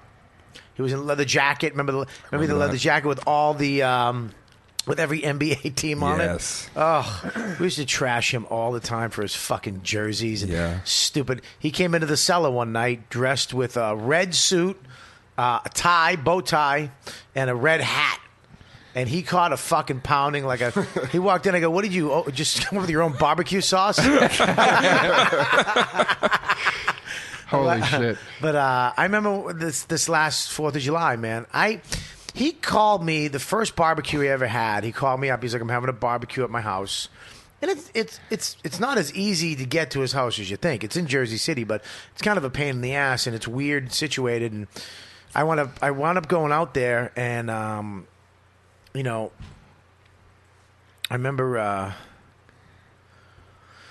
Fuck. I'm sorry, man. That's all right, man. I remember going out, and he needed more alcohol. So he was like, "Bobby, it's a barbecue. There's all these friends I don't know. There's a lot of black people there too. There's all the other guys." And he was like, "Bobby, want to take a ride?" And I went with him to get the booze, and it's like, out of all these fucking people, you're like, "You want to go take a ride?" He's like, he asked me, and it just made me feel, I knew he was my friend. I knew he was one of my best friends for a long time. I just felt like, fuck yeah, man. Yeah. And we went, and he didn't know how much that meant to me inside. And I remember I bought booze for him. He's like, yeah, I need to do that. And I was like, like same shit. I wanna buy it. And he's like, all right, man, thanks a lot. And I bought like a couple $100 worth of booze with him, and he bought some booze. And I don't drink. I'm sober 20-something years, and I'm buying $200 worth of alcohol for people I don't even fucking know. But I just wanted to be black people too. That's expensive alcohol they drink. Fucking that champagne with the gold moonshine. fucking tinfoil. Goldschlager? Dude, did you say moonshine? They're not fucking from Kentucky, black people. They're fucking, they're They went old school. yeah, they're Hennessy motherfuckers. But Yeah, this is more of like a hypnotic, yeah. So we, kind of scene. we went back, and I remember that he called me the next day, and I was like, "What's up?" He's like, "I just want to thank you for coming by, man. That meant a lot to me that you showed up." That's the fucking guy people don't know. Yeah. People think Patrice was a bully and made fun of him, and fucking he was so powerful on every aspect of his personality, but people don't realize that. I remember when Al lived with him, I used to go to his house in Jersey. Me and Patrice would go shopping together for food, and we'd go back to his place. He'd fucking cook food for a couple hours and then come out and here try and feed me. Right. Feed Al. And fucking, he was one of the sweetest people I ever met in my life, and he had a big heart. I know a lot of famous motherfuckers that are fucking just assholes, fucking assholes. They don't have a heart. They're not connected to you emotionally. You know what I mean? Right. But this group of people that we're involved in are, we have hearts. Norton fucking gives a shit. We all care about each other. We can appreciate the sacrifice. This is like the most. There's no degree that guarantees you're ever going to meet the success that you hope for in this business. Yeah. Well, if you helped me and Joe and Dan, if you put a word in, you'd probably help us get there. But If you made me a part of your short film, I would have done that. oh shit! Yabble dabble. That fucking short film fucked our lives. I know. Really put us on the outs with some people. We did it out of respect.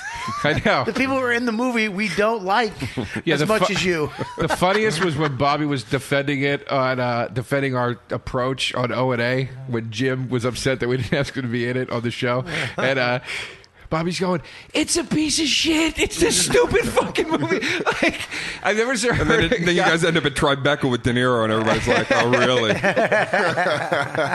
So funny, man. Couldn't have thrown an EP credit on there for me. Nothing. Just the hand job credit. Nothing. What is it? What's a hand job? It means credit? I give you a few grand so you can buy some milk for fucking Don. Ah, shit. I didn't know that was fucking. I would have thrown your name in it. I would have recut it if I knew you were going to throw some cash our way. We were so just like like you said, out of respect, we didn't ask a lot of people to be part of this. Yeah, we don't have to laugh at it. I asked Colin, and he said yes, and I went, "Really?" I was like, "Really?" I mean, Voss, we knew was Voss, that we was knew. easy. That was the biggest thing Voss has done in 8 years. You know what? Just Nothing? no, I laughed. Where? On the inside? What are you, fucking Gabe Cotter? Deep down in my Are you the stomach. principal on the fucking Sweat Hogs? I laughed in here. Remember that episode? Is that the name of the show? The Sweat Hogs. Cotter Welcome with back, the Sweat Cotter. Hogs? Welcome back, Cotter. yeah. There you go. Bing, I knew you'd know, you fucking savant. I wasn't as close to Patrice as you guys were, but True. he was. But yes. It's absolutely true. Anyways, Dane, do you have any stories? Bingo.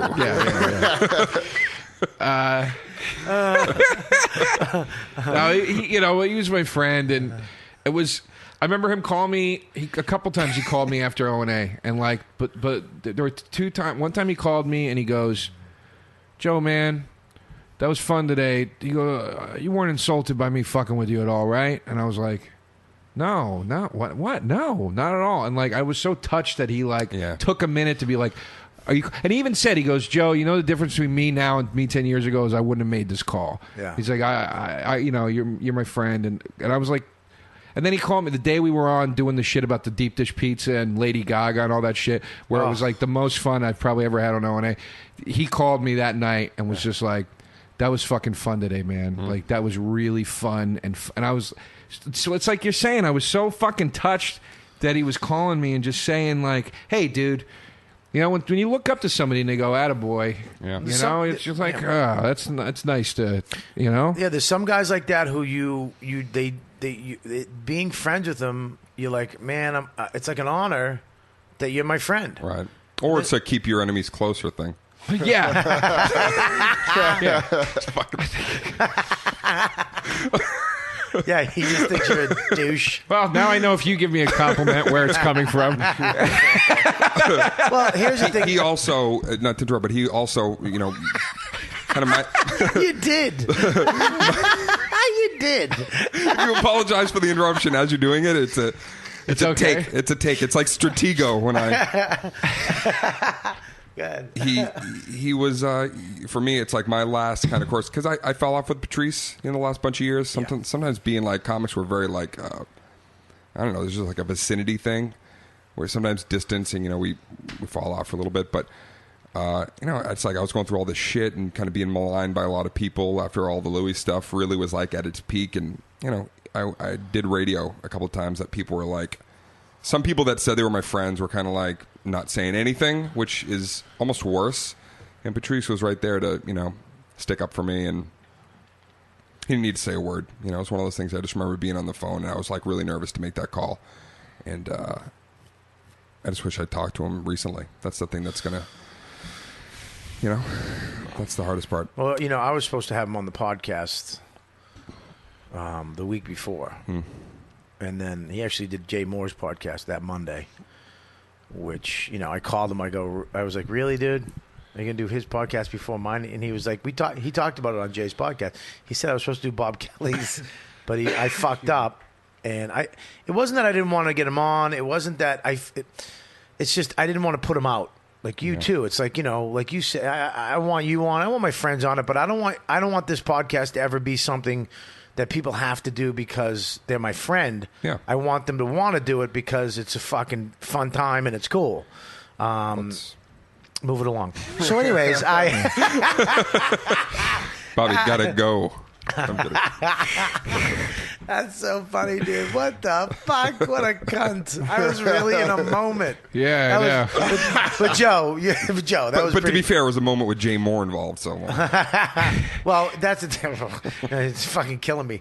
But he did his podcast, and I called him up. I was giving him shit. I was like, "What the fuck? He was like, "I would have done your podcast, motherfucker. You said do it." And I was like, "Good, we're doing it this. We're doing it this week." And it's like, "Fuck, I'm not trying to." He really wanted to get out of this podcast. Holy The shit. lengths that people will go to avoid doing a podcast with Bobby. Jesus Christ, man. Jesus, Holy shit. You know what's so funny is those Hilarious. That's fucking hilarious. terrible. That's terrible. That's funny. I'm gonna edit that out. No, I'm not. What did Attell say on the radio the other day? Dude, we were laughing so fucking hard. That was brutal the other day, by the way, on O&A. It was fucking brutal. Like you today calling in, and it was great. And I was in there. yeah, it was awesome. Yeah, you today, I was listening to him today. It was great. But we were in the other. It was me calling. Who else? Voss. No, bunch of you guys, Who was wasn't there? there. Oh, Keith, right? Keith was there. Keith wasn't there. No. Jim Florentine. Florentine, Russ, Attell, Louis. Russ Maneve came in. Yeah. Okay. I Norton, of course. And Opie and Anthony. O&A. And then Kurt Metzger. Bunch of guys. Bunch of fucking guys. Did you hear that fart? Did I ever? Amy. Amy came in. Yeah, she left though, right? She had to go. Yeah, I don't know. Yeah. Oh, wow. She had to go somewhere. I don't know. But anyway, yeah, it was brutal, but it was beautiful. Because brutal. it was literally a lot of the fucking hits, man.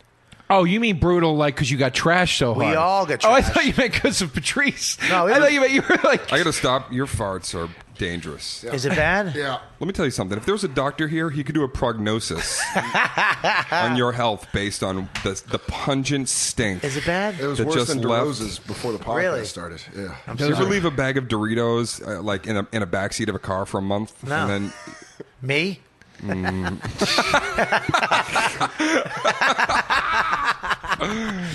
But we were smashing. Zing. Yeah, We the were- trashing was brutal. I thought... Yeah. But it got so fucking crazy. But then Attell said something that you told me that was fucking Jesus hilarious. Christ. Yeah, after you left, Attell had just come in. It's like one of the first things you said.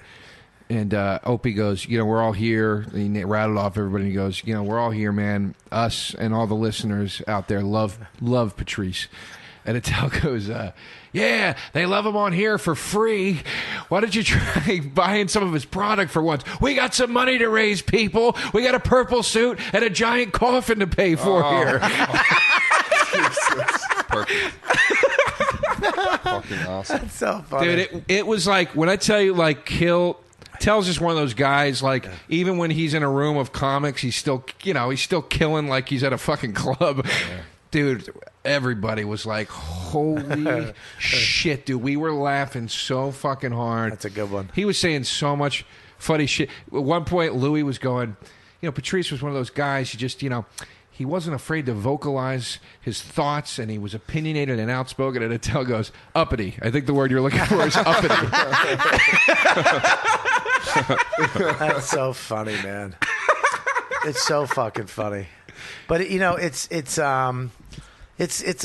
sucks too, because Billy called me. He's like, you see, fucking all these people. The press picks the most famous people to be his friend. Yeah. And they're all giving their fucking quotes. Charlatans. Yeah, all these fucking people who he hated. Yeah. I mean, I know for a fact some of the people that are fucking saying we lost didn't like you. Yeah. There's comics on Twitter. And they knew it.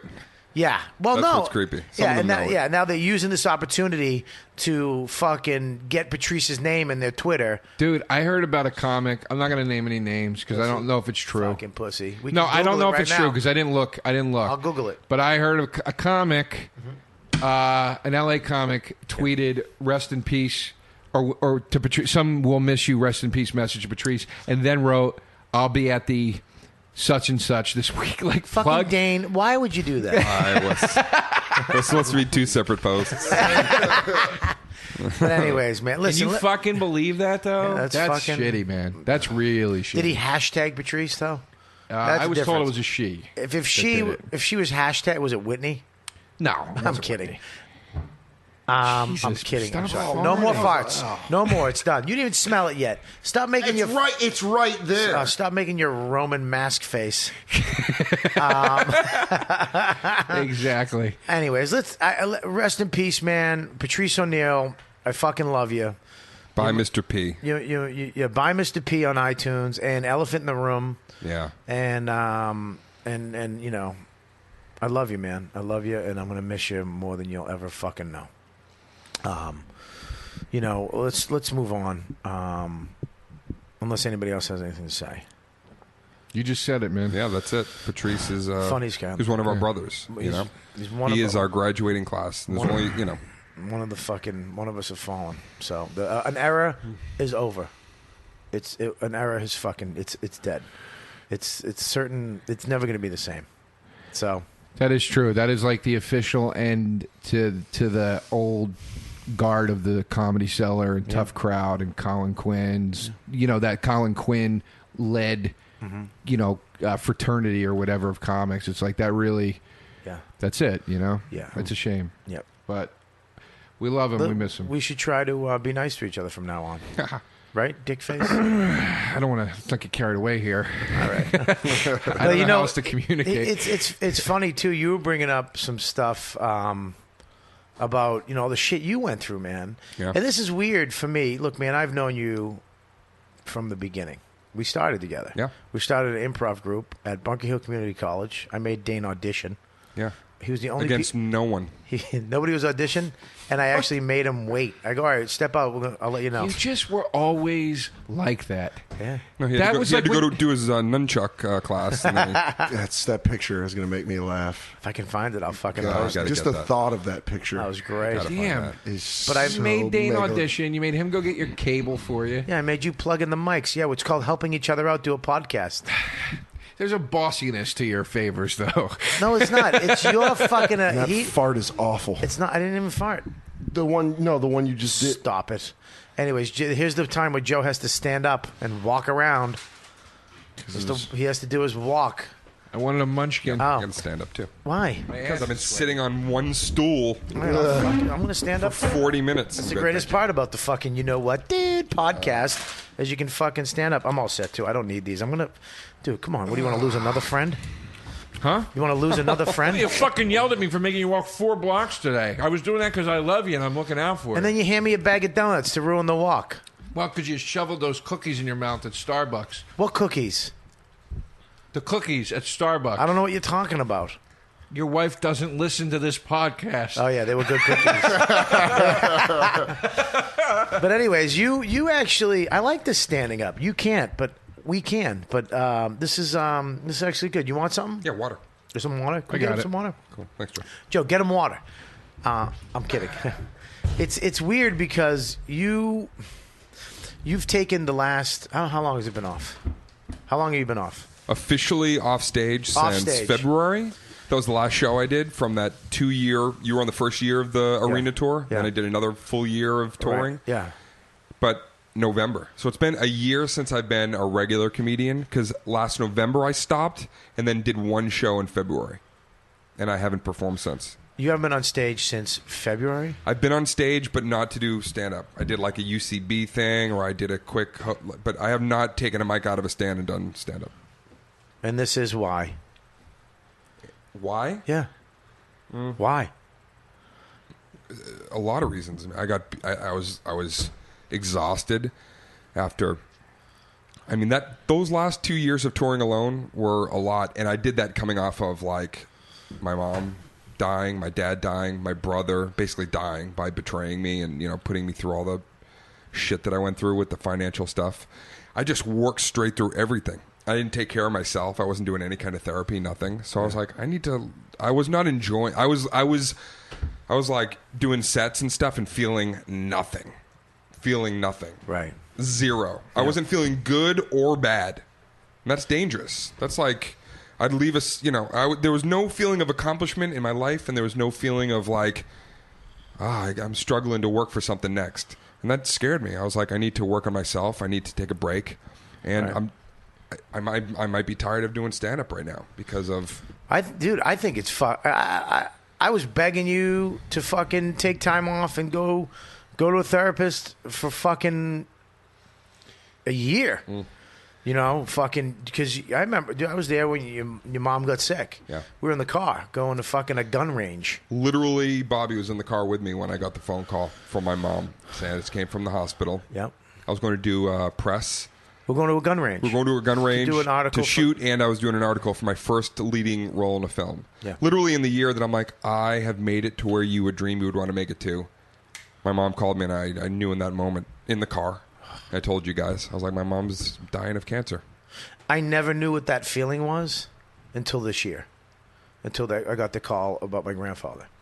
When they were like, you got to come home. Yeah. Because he's not gonna make it. And I literally thought of that because when that happened in the car, and I know this fucking podcast is supposed to be funny. Relax. Jump in. This is where it goes. Anybody has a joke, throw it in. Yeah. By the way, this isn't 4 years ago anymore, and I'm okay. But I remember I thought about that time in the car, and I remember your face, and it just and you still went and did the interview, and I was like, what the fuck? And then I remember. You had movie after movie, and then the tour, and your father passed away, and then your brother. I was at your house when you found out about your brother. Yeah. I was there that night. You Basically, came down. Bobby's bad luck.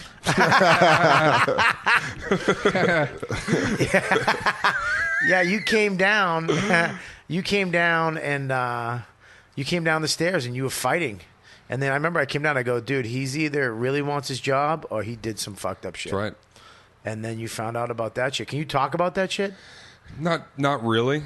I'm not really ready to. Not about what happened.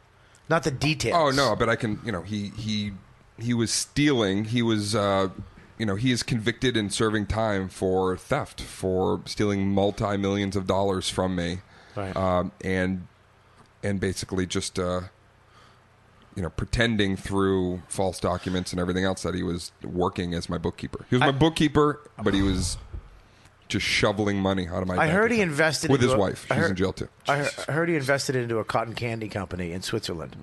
Is that true? Really? No, I didn't know about that. I think you own a cotton candy company.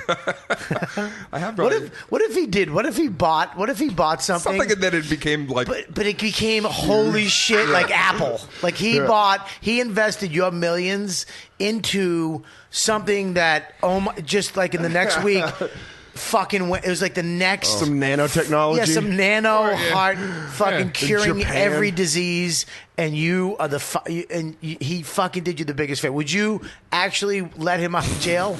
Would you want him to be out of jail, or would you? You're crazy. But wouldn't that be great? No. If you found out that he I would probably take the company and split the shares up with somebody, but no, of course no. You wouldn't give him any money if it was like I'm talking $20 billion you made because of his investment. No, of course not. $20 billion. You wouldn't go like this. You wouldn't go visit the principal. You wouldn't go into the jail and do the hands on the glass thing. Dude, I get you. No, I would not. You wouldn't say thanks. No, because you've known me a long time. It's never been about the money. It's always been about keeping people I love around me and accomplishing things with family and the people I started with my graduating class of guys. Right. I admire your strength, dude, sincerely, because it's like to go through all that shit and not have goddamn... Just turn the mic like me. That's all you have to do, Joe. No, just bend the mic. It's shorter. That's there you go. problem. Do it. There you go. There you go. Do it like that. Twist it. Turn it. Now right there. No, this thing's broken is the problem. Yeah. I'll do it. Go ahead, Tom. No, that's going to break. I'm serious. It's going to about to snap. Don't touch it. Leave it alone. It's just at the, I didn't break it. It's at the cusp of breaking. It's only $2, Joe. Right here. That's fine. Sorry to break up. Sorry to fuck huge compliment I was about to give you. Go ahead, admiration. Admire. Go ahead, strength, ability, agility, grace. I admire the strength of a guy like you that you can that you didn't. Would you stop? Go ahead. That he didn't. Dude, with all that shit happening, yes, that you were going on stage and still delivering the goods, and it was like you weren't going on stage and having goddamn meltdowns with the audience. Right. Or you weren't going on stage and if something was fucked up, you weren't going, you fucking people know what the fuck I'm going through, right? No, he did that. What are you out of here? You did that. Did you do that? Yeah, you fucking snapped. But never on a grand. He never killed anybody, but we fought. I mean, dude, I'm saying on stage. On stage, never on stage. Yeah. No, never on stage. That takes a lot to leave it at the door when you go on stage and not just go up there and go. But it was the only place sucks. I was felt at that time what I thought was normal. Yeah, I was like, I'm still creating something. I'm still capable of. Can't steal that. That doesn't die. I have that. So that's where I felt good for a little bit. Well, this is what's fucking, and this is. Thank you for saying that. Yeah, that means a lot. Where were you 3 years ago?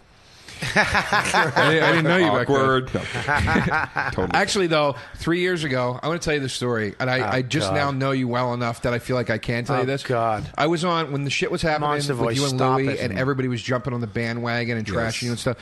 I went on to a pretty big podcast, and I was sitting there, and they go, "What do you think of this Dane Cook Louie shit?" I was like, "I have absolutely no opinion on it." And they were like, "No, but don't you think it's fucked up?" And I go, "Look, I don't know what the fuck anybody did." I go, "I'm not involved in it." And I met Dane once, and he was nice to me. I have no reason to not like the guy. And they prodded me to trash you so hard. Who's they? Hold on a second. They prodded me to trash you. Wait, can I tell him you're killing the peak of the story? Oh, the story stinks. It doesn't stink. Just suck his cock. I'm not sucking his. I'm telling the guy. I don't want you to fucking. Who's the fucking people? Well, you know what? It's out there. It was Keith and the Girl. The podcast with Keith and the Girl. It's a pretty big podcast. Okay. But I was really getting fucking prodded to trash you just for no other reason than I was a comic and you were a comic news story. Right. And I was like, I'm not fucking doing it. I'm not and I literally got into a fight with the two hosts. Yeah. Like, dude, I'm not, like, everybody's just doing this right now. It's stupid. Do you know how many, It's can not I just my stop you business. for a second? Huh. Do you know how many fucking people... Right. I had to. Do you know how many times? Yeah. Look at one time. I'm not patting myself on the back. I'm just saying. You really are. I'm not. I'm saying I didn't know him well enough before this to tell. Fuck. Exactly. Really? Shut up. Yeah. You know what I didn't like about it is that you set it Thanks, off like Dane. this. Thank you. I'm not this very high profile fucking podcast, and who gives a fuck? Because I didn't want to make it about naming Dan, the doing do all a that fucking shit. voice. I'm kidding.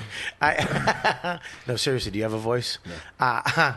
I've done the same thing, dude. This guy, Patrice did it. Billy, we've all done it. Yeah. And you know what? We've all defended at different times people coming at me, dude. Yeah. How many times I got to hear, dude, fucking, you're this, you're that. Fucking, why do you fucking. It's like, you don't. I got that. I would get that a lot too, where it's like after people saw us do the show and then they'd say, "Why'd you bring him along?" And it was like, "No, you don't get it. I wouldn't be here if it wasn't for Bobby." I got the same shit with Patrice too. I get the same shit with all of us get the same shit about why the fuck do you hang out? What the fuck? You're this, you're that. It's all fucking horse shit. Yeah. It's all horse shit.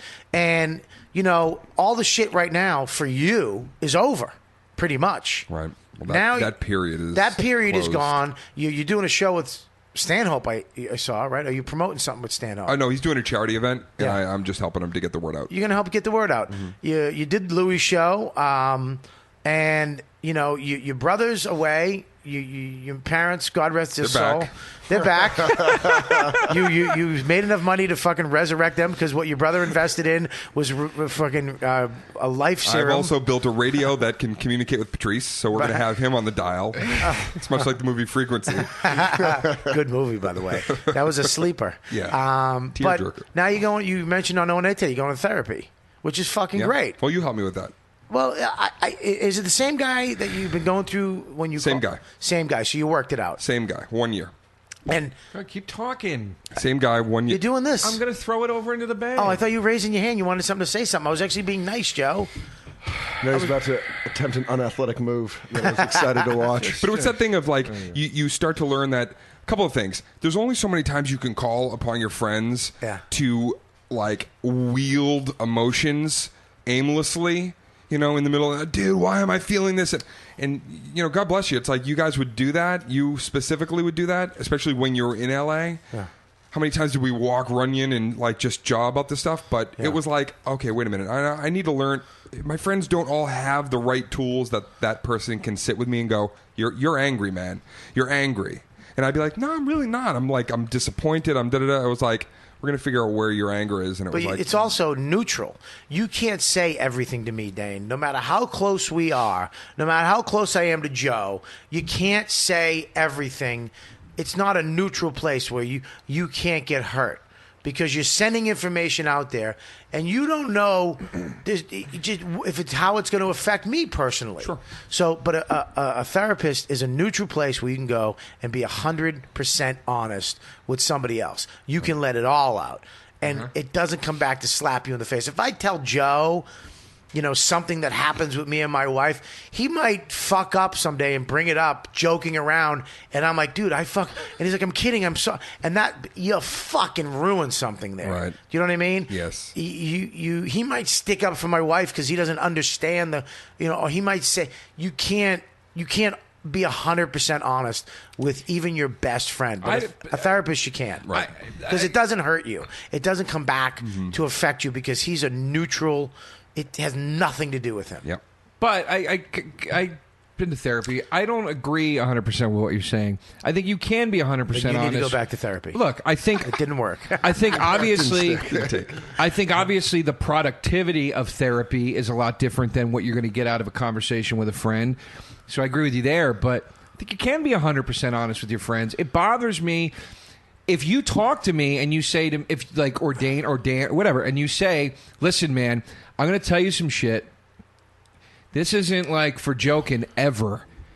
Any one of us would respect that and go, you talk honestly, and we're not going to fuck up and whatever. We're going to listen to you. Absolutely, dude. But you can't be 100% honest about everything. There's things that I can't tell you out of the respect of my wife.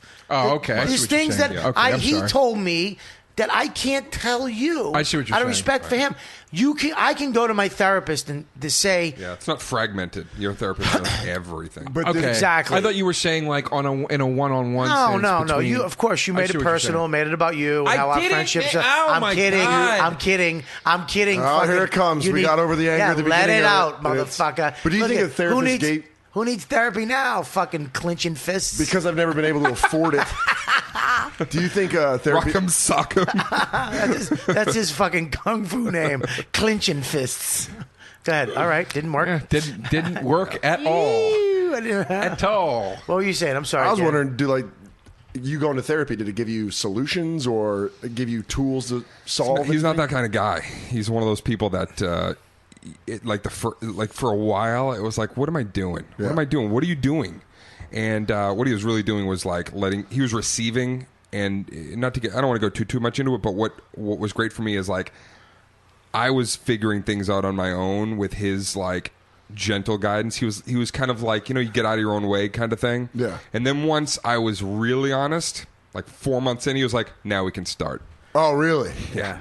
He was like, all right, good. I'm so glad that you came in today and admitting you're angry at me and everything else too. Right. And What did you say that made him honest? Can you tell us? Yeah, I was like, why? Oh, you kidding? I was like, I was kidding. Yeah, I was like this. I go, well, why isn't there a fucking parking space for me downstairs? You let this other guy go.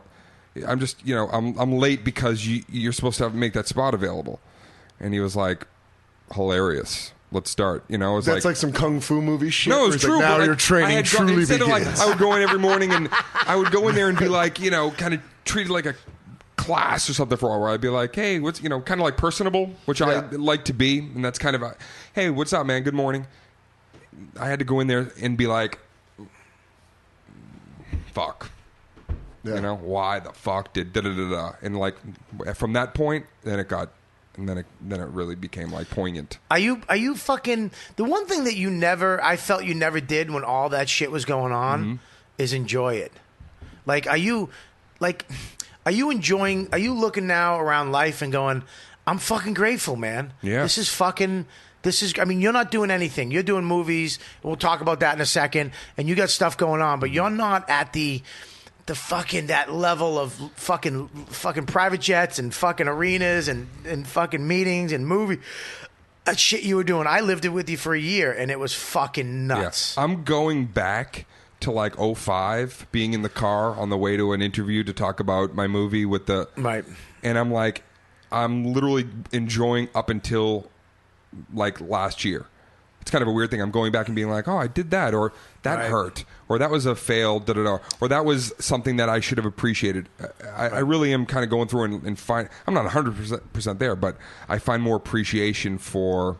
I think that even to bring it back to the Patrice thing was like when that happened, like when something's so vividly real like that when you're losing somebody, they're leaving, they're going away forever. When that. You know where you're at, and you know how honest you can be about that. Like I knew where I stood, both of how I felt about Patrice and what was leaving our life, because of where I finally was at myself. A couple of years ago, something happened to me with another person in my life, and because of my folks, it was like, I can't deal with this. You know what I mean? I just kind of like shut down and dealt with it very like civil and. I didn't let it in. This was like immediately in. Was that with somebody in your life? Mm-hmm. Okay. All right. Yeah. Now you're talking about. Okay.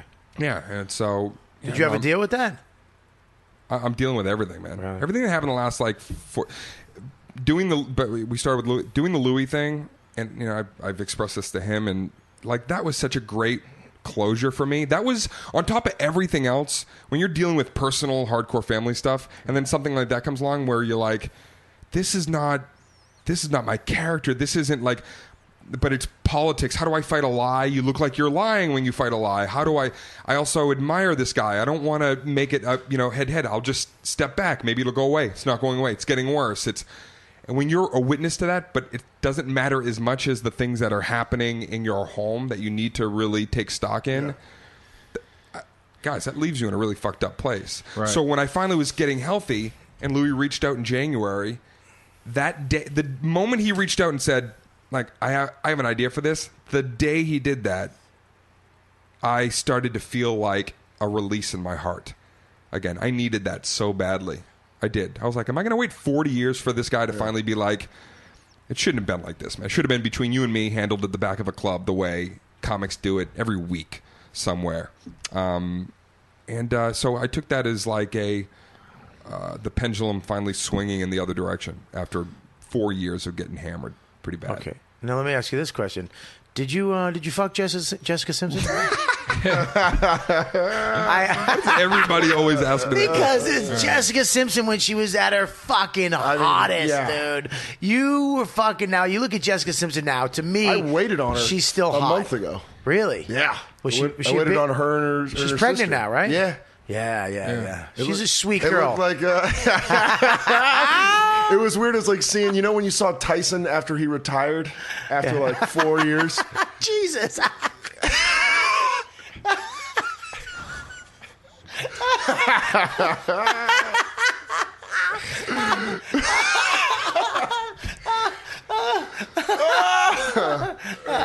You, Jesus, man.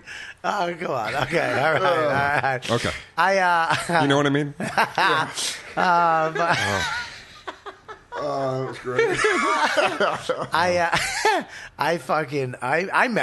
met her. She's a sweetheart. Really sweet and gorgeous. Oh, my tipper. God. Huh? Good tipper. Yeah, she's a good tipper. That's good. I know she soul. didn't tip me. How's she look now?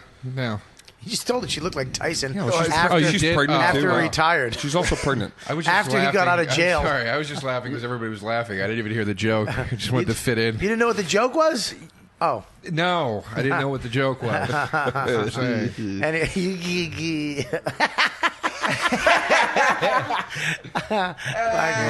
Dave's every day. You'll never know.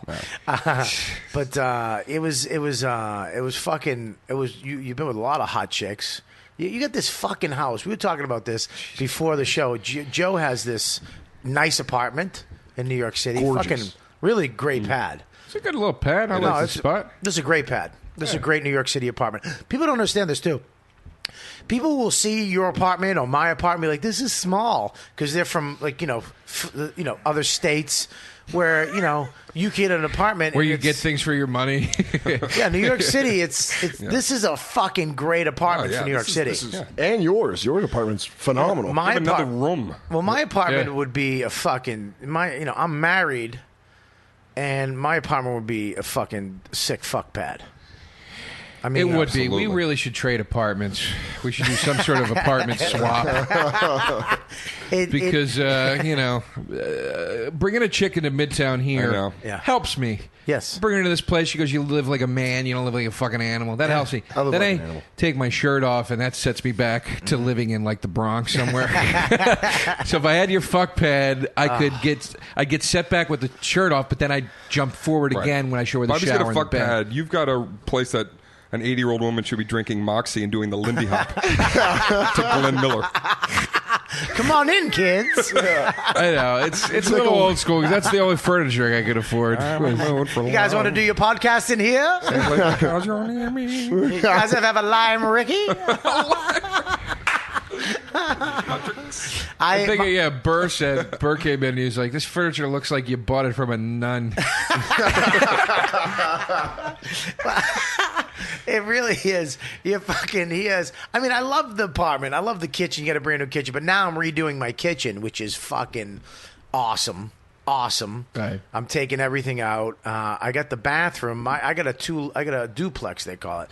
So you go down this spiral staircase to all bedroom, king size fucking bed. Which I don't know why anybody would have any different. Why you don't have a king size bed? Because some of us can't afford it or fit it in our bedroom. Well, Yeah. why? Also, some of us aren't king-sized. That is true. Bobby's California king. I'm fucking. I'm African king. Anyways, you go down my spiral staircase. It's all bedroom, nice and cool. Fucking TVs. I got 3 plasmas, and then you get the shower, which I redid my whole bathroom. where it's a shower. That's all I heard about for a year. Dude, I got like 40 spigots.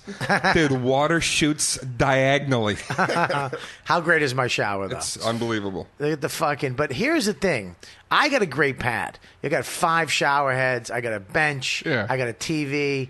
I got the... It's a fuck pad. But then Dane's place. You've been to Dane's place. Yeah, dude. I've been to Dane's place. Dane's place. I've been to homes in L.A., and they're fucking cool, and they're nice, and they're up in the hills and all that fucking jazz.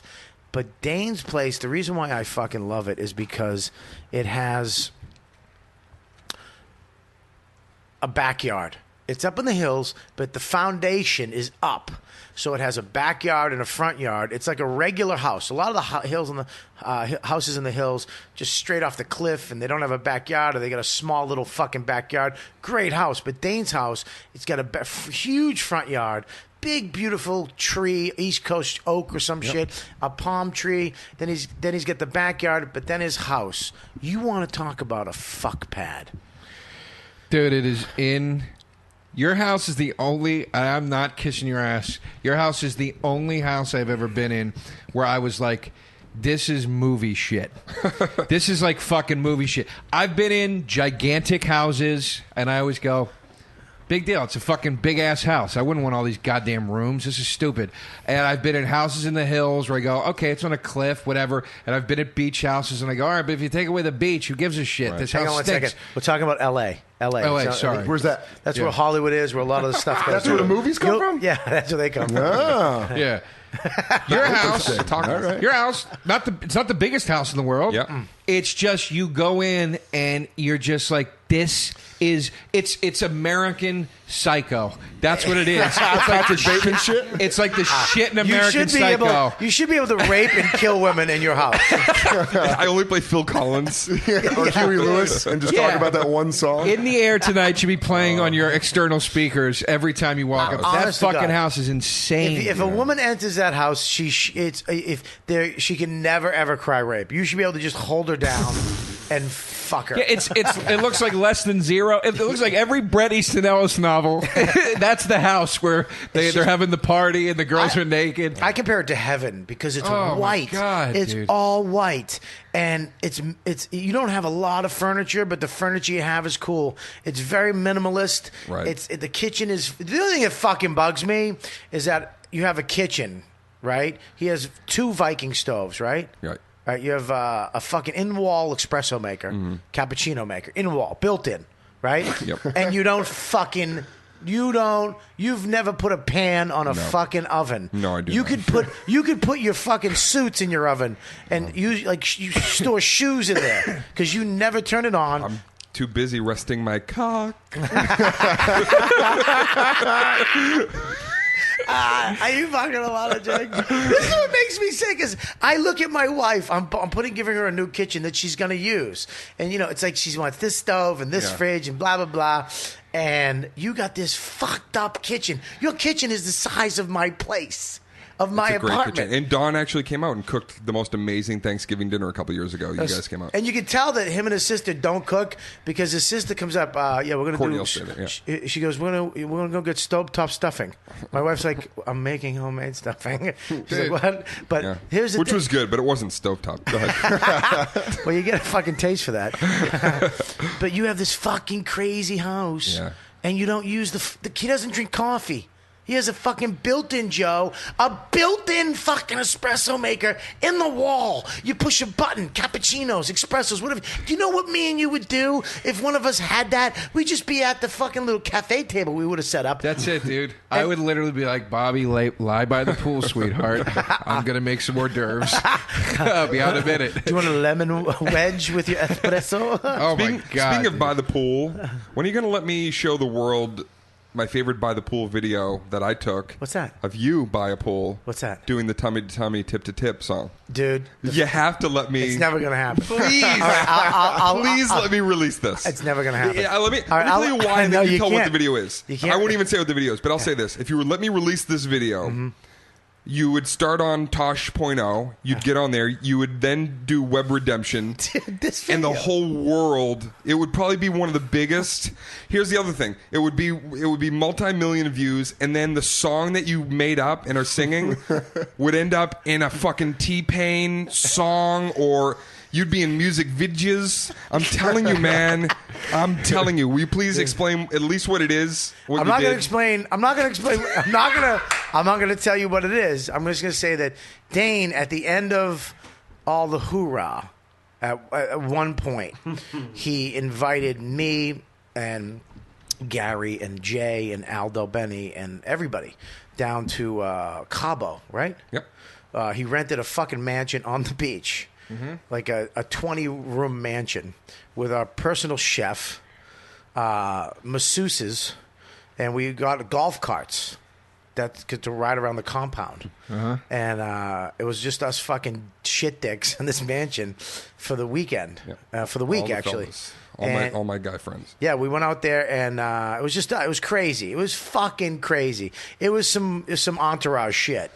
And I was definitely turtle that weekend because I was at my biggest. You were pretty big. I'm bigger. I was actually bigger than I am now, which is fucking big. Because first of all, I quit smoking. 3.5 months ago, and I'm sitting there going, "Fuck, I'm fat." I was actually nervous because I haven't seen you in a long time. And last time you saw me, I was pretty good. Yeah. Getting a little chunky, but I was pretty good.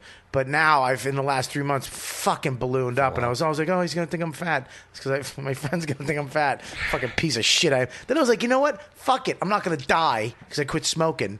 So I'm taking the hit. Anyways, I was at my fattest, and this is after I hurt my knee too. Yeah. And I came out and I did a little dance and I sang a little song. What was the song called? It was called Tummy to Tummy, Tip to Tip. And I did a little video. Yeah. I think I know where this is going. Oh, no, you don't. Oh, if you saw the video. I have this video. Oh, God. You can't. Not yet. Just not, let me release not, it. Not yet. Not yet. Not yet. Al Del Benny is the other person in the video. He's on the receiving end of what Bobby's the song and the dance. Oh my God! I can't believe this. Here's the gayest part, though, is that Jamie very Masada, homoerotic. Jamie Masada, okay, who came on the trip, he brought us all shorts. He said, I have everybody Laugh Factory swimming trunks to wear. So we all put them on, okay, and we go swimming. They're not swimming trunks. They're boxer shorts. Underwear. So they're white Laugh Factory underwear. So you can we're all fucking sitting there basically naked in front of Masada with you can just see our fucking pube patch and the tip of our hog coming through the. It looks like an ink block test. Yeah, it was fucking awful. But no, you can't release that yet. You can't. Y'all. I want to see it. Can I at least see it? He doesn't have it with him. Do you? You don't have it on No, your I phone. don't have it. No, I'd I don't keep it. fucking kill I don't you. keep it. You better. I don't Because I knew if it ever got It's locked away in that fucking vault on your computer, right? With all the other it's stuff. Unbelievable. Is it that? It's so horrific and hilarious at the same time. Will you email Joe a link? No, A secret no. link? I'll sing the song, and you can just imagine some imagery with Bobby. Ready? Tummy to tummy, tip to tip. And Bobby's singing this song, and then what he does next. It's bad. Picture You know me. those videos of like monkeys reaching up into their own assholes and smelling and falling off a branch? It's better up than there. that? It's up there with that. Yeah. Then the finger under the monkey's nose? This thing would be You know what this video would become? Remember the Star Wars kid? Yeah. He had Yeah. the Where they did stick. different There's a parodies? billion videos of then it's a lightsaber. This video would be That good? Bobby would be singing on the moon. He would be I'm telling you, it would be a viral sensation. You The already- gay community would rally around him. It would become an anthem. PETA would get involved. But you already fucked me, man. You did the fucking the don't stop filming my face. Yeah, I released that. He put that on. He had a. That was on Torgasm. When we first got a video camera, he had me. We were filming, and I was in the car driving to a gig when we first started comedy, and I was like, "Don't stop filming my face," and he put it on fucking HBO. On fucking HBO. That's great, dude. Good. Dude, the fucking song is. I had people Don't stop filming my face. Don't great. stop. Dude, but I had people coming up to me for months at shows like, don't stop Turn in my face. This how much bigger tummy to tummy tip would be. What's that? Oh, I really what did you just say? I said, tip, tip, tip, Tip, tip, tip, tip, tip. tip. I want to see the video so bad. You can't. All right, if we make $20,000 in donations, no, I'm joking. Wow. We're gonna put Dan through college. I can't. I coming can't. back. Hey, Joe, some more water? I can't do it. I can't do it. I'll let you.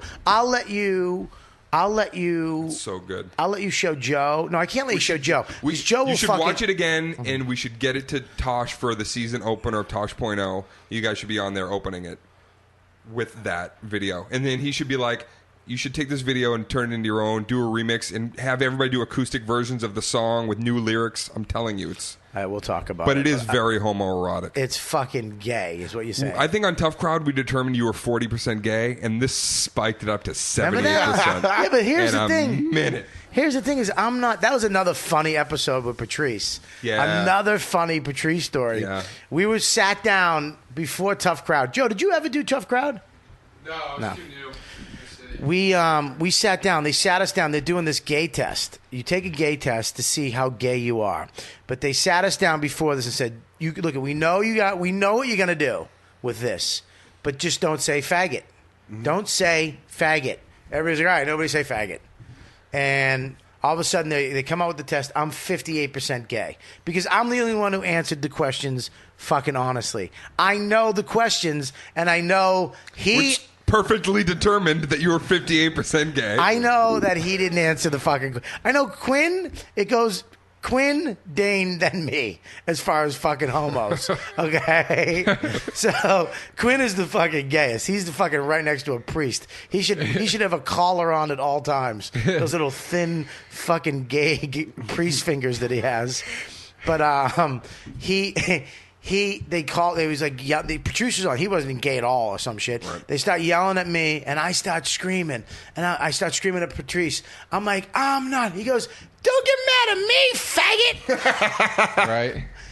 Everybody just went, oh, shit. We all just walked off set and just walked away because we knew. Just cleared the set. We all left our chairs. Because we knew. It's like, dude, you're not.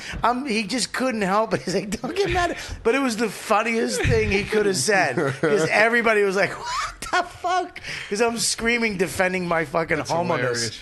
One of my favorite, speaking of saying the wrong thing at the wrong time, the gig we did together, Bobby, one time I brought him. We were doing maybe we were co-headlining a Catholic university. Maybe. Remember the story where the head, nun, whatever, came back and was like real hardcore about like, we have two requests. You're not going to use any profanity whatsoever, and you will not use the Lord's name in vain. Yeah, no problem. We can do that. I remember kept saying to Bobby, Bobby, just keep that in mind. Keep that in mind. First of all, don't forget the instruments in the background. There was an organ. Okay, so there's a curtain, and Bobby's out there, and there's instrumentation behind the curtain. They have xylophones, and it was like they, for whatever drums. Yeah, drums and. Go ahead. And don't forget you were doing.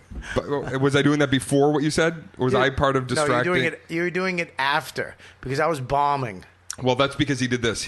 So he goes out there, maybe 3 minutes in. And I don't know what you were saying that ramped you up to realizing that you made a mistake. But all I heard was Bobby go, yeah, and this guy... And he stopped and realized that he probably just said something. I said fuck. You said, we weren't supposed to say said fuck. Fuck. And then he went... Shit. Then he went... Shit, Jesus Christ, fuck. All in the same sentence. We were supposed to say fuck. And this guy's like, fuck. And then he paused and went, fuck, shit, Jesus Christ, fuck. That's okay. But then in the background you hear, dung bang ding dung gong bang ding. I'm at the drums. I'm just, sometimes you're behind someone's stage, just poking the curtain and doing weird. You got on the xylophone too. Yeah, I just went, but secretly seething because I'm like, now I got to go out there and oh my god, they were pissed. We did a Did bunch. you get in trouble?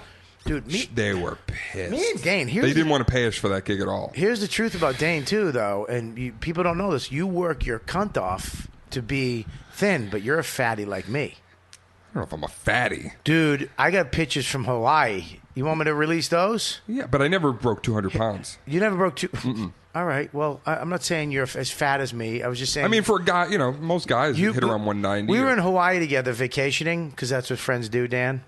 It makes it sound like I'm a bad friend. Like, not like I can't afford it. And I did blow up because this was right after everything with my mom and dad too. So Yeah, I was like, this was when I kind of started eating to fill the hole. What I mean when you're a fatty is that you can be, you blow up too. You love shit food like me. Oh, yeah. You eat depression. Joe, same shit. We all do the same thing. And but you. Yeah, we can be junk food junkies sometimes. Dude, we ate that. Me and you both were fatties. There was TMZ at the beach too. Thank God. There's some fucking guy was taking photos of him. This is when he became a lunatic at the gym. You've been a fucking nut at the gym ever since this. Ever since the Hawaii trip, he has not. Paparazzi was hiding on the beach, dude. All right. Yeah. So we're coming and in. They got that shot of me, like half out of the water, with the half smile, where everything's still like moving because I'm like, I'm loving this, and just everything's like a teardrop is coming off my stomach. Just so this is flesh-colored teardrop. But I know where you're going. What they didn't show was me and him were on boogie boards. Thank the Lord. We were on boogie boards, surfing in on waves on our belly, and. Okay, what happened was we come in on a wave, a big wave, and we're both riding the wave together, side by side. Right next to each other. And we're literally going, we're riding the wave. Yeah. We're doing cackle. We're like this. Laughs. And then I get my board on top of him. So now somehow we're riding the wave together, like we're parachuting, he's tandems. like parachute instruction. We're tandem fucking wave on riding. my back, and but we're not. It's not even gay. We're just like we're doing it together.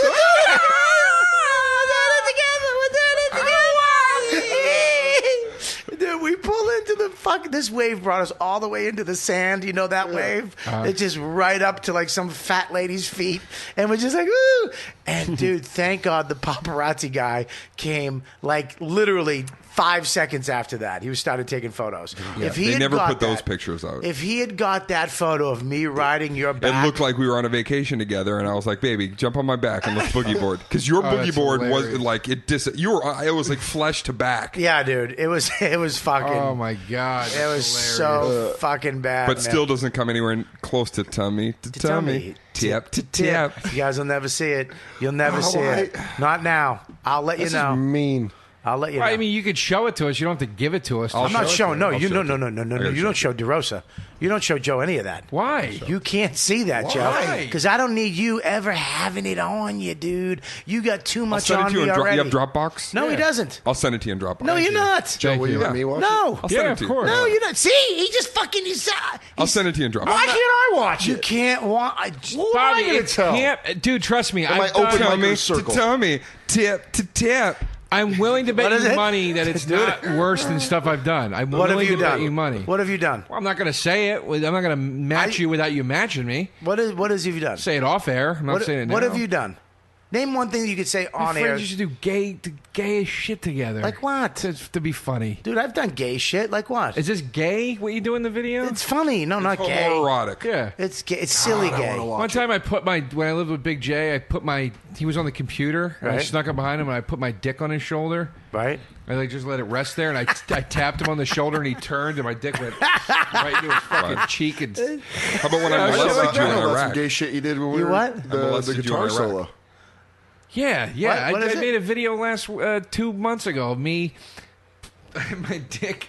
Me and my buddy Dan are wasted. Who's Dan? This Dan? No, from home. Oh. And I pull my dick out, and I go do the solo from Rush's Jacob's Ladder. No, you didn't. And he's drunk doing the solo, going do do do do On do, your do. penis. And I'm playing it on my dick. Like That's this, actually like a really guitar funny. On my dick. Did you That's actually videotape funny. it? Yeah, I have a video of it.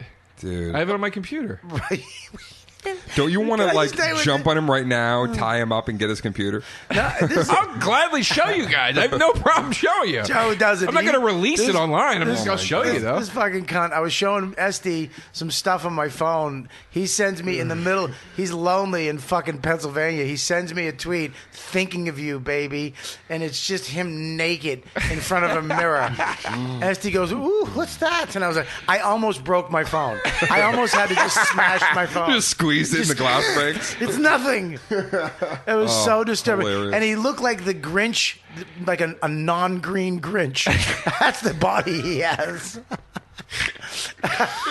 Yeah. I like doing shit like that. You're pretty crazy. You can show Joe. I'd let Joe as long as you let me see. You know what what have you done? I'll upload it to a semi-secure site. No, you're not. For a 48-hour. No. I'll get it. You first of all, the fact that you have it and I don't have it is fucking. I have a picture of that and a picture of you and Al also with your cheeks on each other. If I put them together, you're a couple. What do you mean you molested me in Iraq?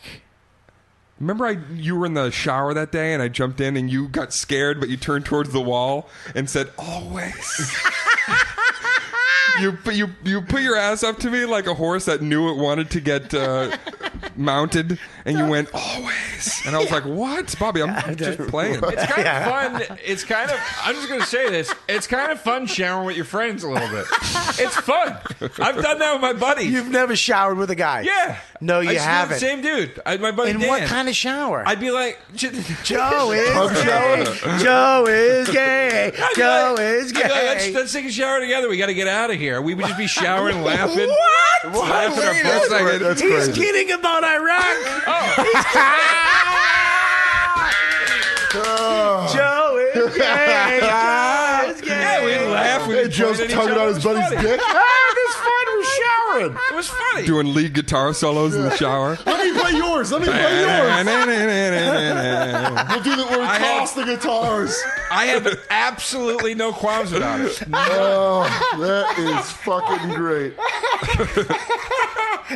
Dude, we gotta be to the movies in 15. Let's just shower together. You haven't showered yet? Well, just jump on in. Joe, our balls off. I've never in my life ever would fucking heard to a dude say, dude, what are you gonna do? You shower together, you're late. But we'd be laughing like this while we were doing it. Yeah, but it doesn't make it better. Hilarious. What are you supposed to? It's either laughing or crying. What the fuck, man? So as long as you laugh, your rule is as long as you're laughing hysterically, it's not gay. Dude, I swear on my life. Oh, God, there was Joe. nothing. There was nothing erotic about it. It was just a fucking. Like If you came in and saw your son showering with his friend, giggling, what would you do? I'd just be like, "Are you gay? It's cool." I do the same thing. And if he said no, it's a goof. I'd No, be we like, just. I know what you're talking We saw about. your It's fucking funny. gay video on YouTube, and we just were fucking making fun of you, fag. It's funny. You never want to. We've talked about this too. It's like you never want to be involved in a moment like that where, God forbid, the other person ends up having to go to trial for something where you have to actually recap the day. Somehow somebody's gonna be like, no, we understand you guys were together at the apartment, what took place there, and you're gonna be going like, we took a shower. What do you mean? We're in a rush. Wait, what do you mean you took a shower? You took a shower. Here's the thing, there was a movie and we were late. Oh, you were going to a movie, and yes. What do you mean? What's the shower part? And we both needed, we were both kind of hot and sweaty, so I figured that You were hot and sweaty. Yes, and so I thought just to save time that we would shower together. We were Okay, laughing. stop for 1 second. You showered with the assailant. Yes, You showered together. yes, but again, we were laughing the whole time and Was it a playing big guitar on shower? our Was it a penises big and- shower? Was it a walk-in shower? Was there room? We were having to skirt around in there a little bit, but How long was the shower? I would really like to go. Am I done here? How Am I was finished? no, we need to know how long the shower took. How The long? shower was several minutes. Several minutes. Maybe 20. Really? And you played what on his penis? We were playing guitar on our penises, but again, if you knew us, I'm also a comedian. I just want to make that quite clear to everybody for the jury. And it's like when you say one of those racist, funny rants to one of your friends, and then you're like, if this dude ends up being like a sociopath psycho, and this is evidence in a trial, you're gonna be like, there's also a text here to Bobby Kelly where he rails against black people for 40 minutes, and you're like, it's a joke. It's so true. It's hilarious. That's fucked up. Joe showers with, and it's not a walk-in shower, not my shower, your shower. I mean, there were now. It's a ride-in shower. Let me. Was it one of those showers you had? Let me You had to clarify. stand tummy to tummy, tip to tip. Let me clarify something. It wasn't like we were alone in the apartment. There was always other friends around. Those other Waiting men. to Those jump in other the men. shower. Other No. dudes. Waiting that to were jump laughing. into the shower. That were like They're laughing. watching about it. you shower. Voyeuristic No, they were showering. No, they'd be laughing like Fucking homo. You had a shower party with your friends. Guys, who's next? Todd's all washed. in a rush. Guys, I brought the shampoo. I brought the conditioner. I'm just picturing a rabbit in the deepest hole right now, hearing this going, wow. That is deep. No, No, it wasn't just me and him. There was like 3 guys that were sitting on the sink. Yeah, they were waiting to get in. We were taking numbers. One of them was playing the harp.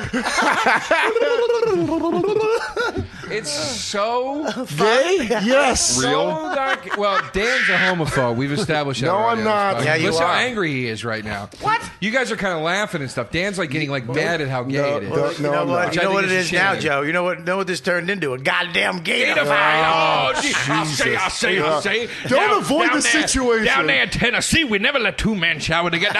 That's what we call an abomination. Yeah, did a Right? goddamn gator fight with 2 men to get in the tower. I don't like Joe trying to pawn this off to a previous episode. I need to be perfectly clear about something.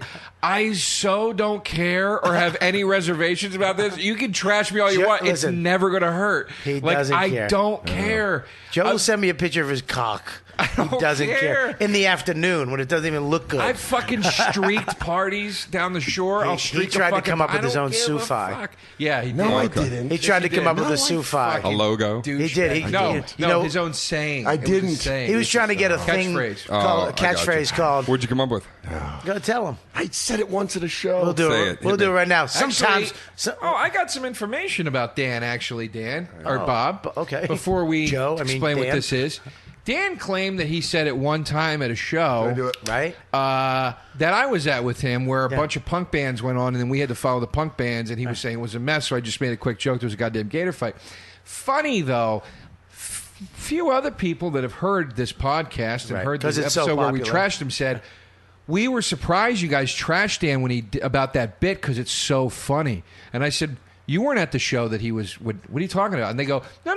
He did it at a. And they named other shows where he was doing What this. other show? Oh, I know. Yeah. Fuck. All right. What's the? I want to What hear is the it? bit. Is it a bit or not what? a bit. It's a line. It's this new. It's a catchphrase. line. It's his new catchphrase. It's like your Johnny Carson. Let me tell you something. Dane. don't- When you go down to the bayou, and then you go down to maybe sometime the barbecue place is packed and people out the door because 5 o'clock is happy hour, and they go inside and This there's is barbecue flinging everywhere. Joe, sometimes you get in there and what is it? It's a Goddamn gator fight. Wee-haw! That's the line. That's the line. It's a goddamn gator fight. He had somebody draw a picture. I didn't have somebody draw a depicting picture. the catchphrase. Someone drew a he picture. made it his It was a- Twitter profile. It was a That's gator. right. My Deal. buddy drew it, Yeah. and I fucking changed it. It was a I didn't gator- have anybody It was a draw gator it. with a baseball bat, and the You other still one had used it. nunchucks I because did it's use a it. goddamn gator fight. You still Joe. used it, I couldn't used you? it. Tries to get the whole crowd to come at each other like this after the show. Yeah. Oh god, I thought we were done with this. Jump in on the trashing. I love it. Dave jumped right in on it. Your catchphrase no, stinks. please. I've taken enough shit for Sufi, then it's nice to dish it out a little bit. Yeah, but Yeah. Sufi's made you a lot of money. I made a lot of money. Yeah. Yeah. 600 Twitter followers didn't give a shit about That is- it's a goddamn gator fight. That's the only reason it didn't catch on. Dude, we're making T-shirts. T-shirts are coming. Gator fight T-shirts are coming. Goddamn gator fight. You know what? I've gotten a lot of positive feedback on Twitter. Yeah, you But have. you know what I will say? With the Sufi thing, I never wanted it to be something where, like, I never sold it as styrofoam. I never wanted it to be like a thing where people were dressed up as like giant Sufis. It was for me, and I always kind of thought it would be cool to have like a Van Halen type symbol, but I never allowed it or wanted it to be something that people would like be wearing glowing fucking Sufis and shit like that. Well, dude, what the fuck are you talking about? Every fucking thing you sold at the merch booth had a Sufi on it. Yeah. You had a USB fucking Sufi. So go fuck yourself. have this little Dude, disc you on. had a USB keychain Yeah. Sufi, which was That fucking... is true. You I had a- should have sold the Sufi fucking foam fingers. You know what Shit. do you know how much Should've. money you would have had if you sold Missed out on some dough It there. would have obscured the view for people. You got to hear at a comedy show. Who cares? You would have fucking $1 million. You, Lord. I remember your merch booth, dude. His merch. I used to sell my CD at the shows. We're doing 20,000 people a show. Okay, unfucking. I'll never forget it in my life. The good, the bad, the ugly. Yep. It was fucking amazing. It was crazy. You have your long witch finger up. What do Yeah. you want, Joe? I appreciate that we're talking about Dane, but he's over here texting, tapping out, thinking he ducked the trashing. No, I And didn't. I it's was texting the bothering booker me. that I'm running a little late. I got a bothering 9:10 me. spot. It's bothering me. I was texting the booker, Mister. We can't do the podcast. That's 'cause I right. gotta do- You got to text. Fucking- You got to text that booker because if you late, it's a goddamn gator fight. All right. Dane right now. Dane is doing gator hands. Is doing gator hands. Where you slap your hands Can together. I please take your picture doing gator hands? Wait, Yes, but I have to be doing it too. Wait, I'm gonna do a video. I gotta do a video of you doing gator hands. I'll say you guys have to yell the catchphrase, and then I'll do the gator hands. You know what? This trashing is worth it. Dane Cook. It's a goddamn gator fight. I thought I was over this trashing. You're not over shit. Shut up. You fucking. Dane Cook, and it's Dan Soder, and it is a goddamn gator fight. It's a goddamn gator fight. You stink. Oh, we're gonna make that. No catchphrase should make you sweat like that. We How do you feel, Dad? Pretty good. God damn it. Pretty good. So, all right, man. Well, this has been really good, man. I'm glad I'm glad you finally got on the show. I know. I'm glad. I kept saying, dude, I want you to do the podcast. He's like, yeah, I'm only doing it face to face. He goes, I'm not calling in.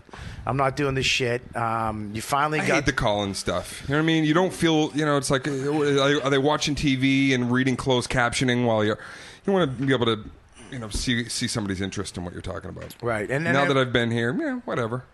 yeah. Well, here's the thing. Somebody gave us a great compliment the other day. He said most it's usually us three. If one of them can't make it, it's the other one. But it's only us three. But they said you guys aren't trying to be anything. You're not on here trying to fucking find the riddle and the answer to fucking life. And you're not interviewing people and trying to get that fucking crazy interview and have people tell you these fucking. It's just, it is what it is. Just having fun, Yeah, conversation, yapping. So yeah, it's good. I'm glad you came. Well, in thank you, and man. got to do it. Thank you. Yeah. And you got a movie coming out. Yes. It's coming out. This is cool, and I do it all the time on pay-per-view on your TV. They give early releases. Yeah, we're VOD on this thing. Yeah, early release, so we can go to your TV, watch it in your house. It's like $10. It's like going to the movies, but you don't have to pay for your fucking chick and get her stupid Twizzlers and fucking. What's it called? Have her say no. You can't get the fucking pretzel balls, fucking twat. What's it called? It's called Answers to Nothing. Great. Is And it I've a seen- comedy or a drama? It's a drama. It's a hardcore, provocative suspense thriller. And it's actually kind of in the vein of like a Crash or Magnolia. It's 8 different stories of people's lives in LA that are intertwining around a missing child case. And I remember you did this a long time ago. Yeah, I did this right after the stuff with my brother. Yep. I remember So- you were like, dude, I don't know. Should I do this? We were talking. And Yeah. you said Barbara Hershey's in it. Mm-hmm. Plays And I was my like, mom. holy shit. She's incredible. My scenes with her are really some of the, for me, the best work I've done in my career are with her. And a lot of it was because she knew what had gone on with my mom, and I'd shared things with her, and she did that thing that you would hope and she's iconic. She was so great, she had such grace, and she was very compassionate, but she bludgeoned me by using what I had told her. She literally used what I kind of told her about my relationship with my mom, and it's like she pulled a performance out of me in that scene. Really? The acting that Wow. people have appreciated in that moment from the clip that keeps playing is because of what she did. She was great. I just listened. She's great. She was great in The Entity. She gets raped by a ghost. Right. And she was great in Paris Trout. She gets raped with a Coke bottle with Coke in it from Dennis Hopper. Yeah, then She's also Beaches. wonderful in The Natural and Beaches, where Well, she was. except for when Bette Midler rapes her in Beaches. I didn't care for that scene. Is that a DVD extra? It's in my version in my head that I do. She tries to rape the cancer out of her, right? Yeah. Jesus Christ. All right. Oh, I'm sorry. Yeah. You No, shower I- with a dude. We can laugh for days. Well, now I feel bad. Listen, See, now that we're wrapped, why don't we all jump in the shower? It'd be easier that way. Yeah, dude. What do you think? We should just jump in the shower. Joe would do it. He'd love to see your body. This has been a great podcast. So make sure you check out the movie. I'm releasing this week. All the info's on my site or Answers to Nothing Facebook page because it's limited. It's select cities right now, 20 cities. But if you support it and we can, get more people to it, then maybe it'll be in other places where people can get to it. If not, VOD. VOD right on your home, and make sure you go to danecook.com. at Dan Soder on Twitter. Dan Soder just did my show, the Robert Kelly U-Haul Truck Show. He was the first comedian on it, and he fucking did comedy. We pulled right up at a Dunkin' Donuts, and he fucking killed it. Killed it. I was shocked. I thought you were going to take a hot one, but so did I. But you did good. That will be out soon. Make sure you go to the Robert Kelly Show. I think it's at Robert Kelly Show on Twitter. Make sure you're there. I'm Robert Kelly on Twitter. Joe at Joe DeRosa Comedy and JoeDeRosaComedy.com. Buy his album off of fucking iTunes. Yeah, when is this coming out? Monday? Listen, Bert Kreischer was supposed to come out this Monday, but because of Patrice and all that stuff, I felt that we had to do something, and Dane was in town, and me and Dane are the boy, one of his boys from the original fucking Boston crew, and I just want I released this first. This is coming out today, Monday. Okay. Yeah. No, I just wanted to plug. No, I'm sorry. Go ahead. No, that's all right. No. That was nice what you said. It was. God, hang on, that's good. I just want to plug. No, I just want to know. I'm at the House of Comedy in Minneapolis, Minnesota this week. And then next week, I have 3 shows at Caroline. So please come out to those shows. And I'll be on those shows with you. Soder's hosting those shows. So. Okay, cool. We'll you guys going to be together. Yeah. So you're bringing him to Caroline's. That's great. Yeah. And I got fun. I'm going yacht shopping. You motherfucker don't have to work. You don't have to work. I am. No, actually, I'm getting a new motorcycle. So I'm going to be. Bobby is too. I'm getting a Ducati. Don't get hurt. I'm Dane's fucking great friend, but I still have to hustle.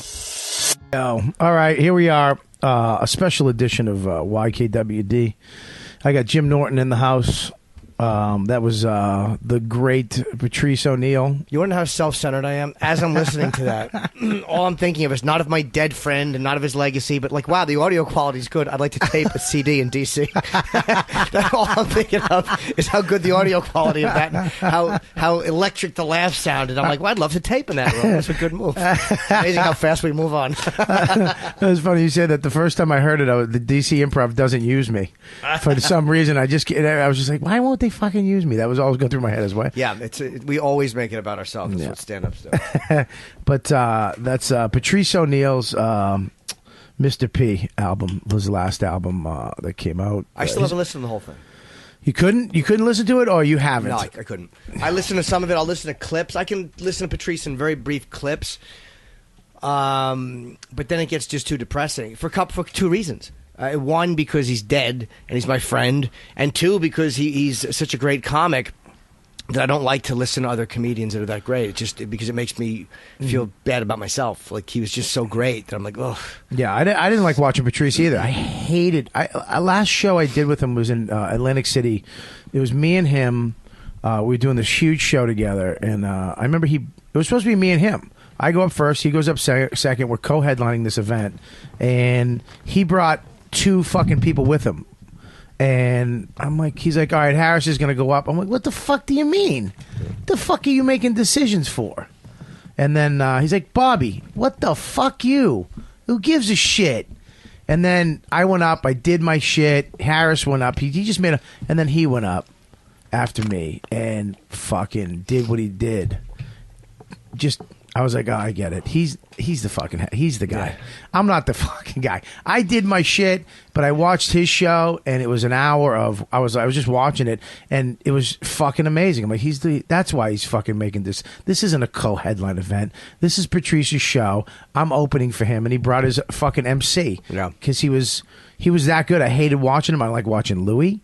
I don't watch fucking Louis ever. No. Because he just gets into the shit. I'm like, oh, fuck me. I suck. And I don't want to adopt anything. Right, either. right. Very easy to adopt something from those, especially guys like him who are so, I don't know how to, silhouetted. I know. You know? You should see my new bit about my 2 daughters.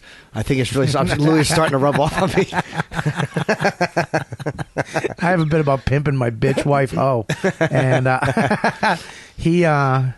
yeah, he was really fucking good, man. He was, but the reason why I played that clip is because, comedy now I think has gone into this, set up punch tag. Yeah, it's jokes, it's written jokes, and there's no freedom to it. There's no more. You go up and you open with a joke and you go through all these jokes and you close with a joke and it's formatted and it's exactly what it is. Patrice was one of those comics that I don't think which I love, is that he goes up and I want to know who the fuck you are first, and he actually put that in an album. Most guys wouldn't put that in an album. That'd be the fluff that you take out, and then you go right to a joke. He actually put in the beginning where he used to go up and who the fuck are you people first? I want to know if I like you, and then let's go. And that's one thing I like. I remember he'd walk fucking people right at the beginning of a show. Just fuck you, you're an asshole. You know who did that? Dice did that. Remember when he did that? In Vegas. Just threw a guy out immediately for just talking and trying to have fun. It's like a minute 18 into the fucking act. Get the fuck out of here. Just throw him out. Yeah, he's another one. Like, not to compare Patrice to Dice, but he's another one who, I know he had a bit, but he does, like, I don't know, there's something about these fucking guys. You can watch them. If you go back and watch, like, remember Rascals? Yeah. The actual TV show they had? Sure. I went back and watched, like, Dice, Rogan. Did Rogan do Rascals? Wow. Rogan did, the shirt. I tweeted it yesterday. He had a shirt on. It was the fucking most ridiculous shirt I've ever seen in my life. But at the time, it was probably this, oh my God, like, where do you get those? Pier 1 Imports? But, yeah, it was, but you can really see who's funny and who stands the test of time. Rogan and Dice are still funny today when you watch it. Then you watch Rosie O'Donnell.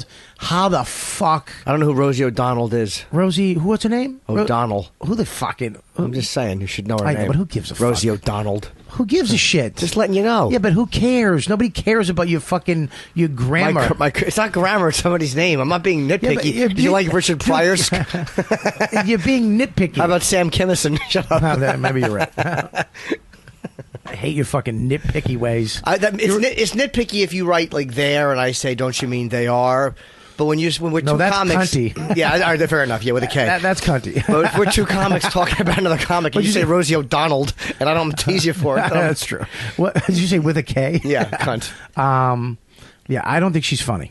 She was. I mean, I thought she was funny back then, and then I didn't know she wasn't funny. I watched her clip, and I'm like, oh my God, this is horseshit. This is garbage.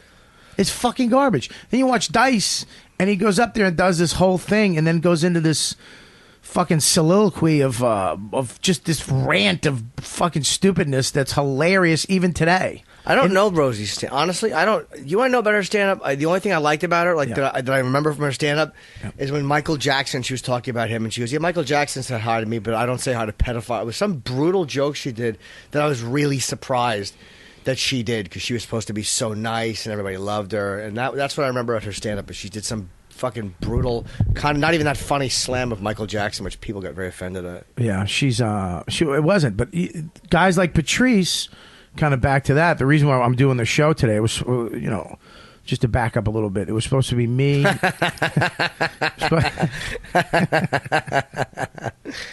it was supposed to be you. It was supposed to be me, you. That's right. Anthony. Yes, Anthony Cumia and Colin Quinn. Colin Quinn and Keith Robinson. Yeah. Was supposed to be here. And it's just it's just me and you. Yeah, of course. Keith is black, Colin and Anthony are old. Yeah, Colin fucking had to do something family related. Anthony just texted me 10 seconds before he was supposed to be here telling me that he's not going to make it. And then Keith is coming from the airport. Oh, is he? Okay. Yeah, he's on his way, exactly. But yeah, so you're the only one that showed up. Yeah. Yeah, you're the only fucking... And this was a show about Patrice. We're doing the benefit, or this show will come out after we did the benefit Tuesday, and this show is going to come out after, and I just wanted to get all you guys together and talk about Patrice, because I was going through all the Brazil photos. Right.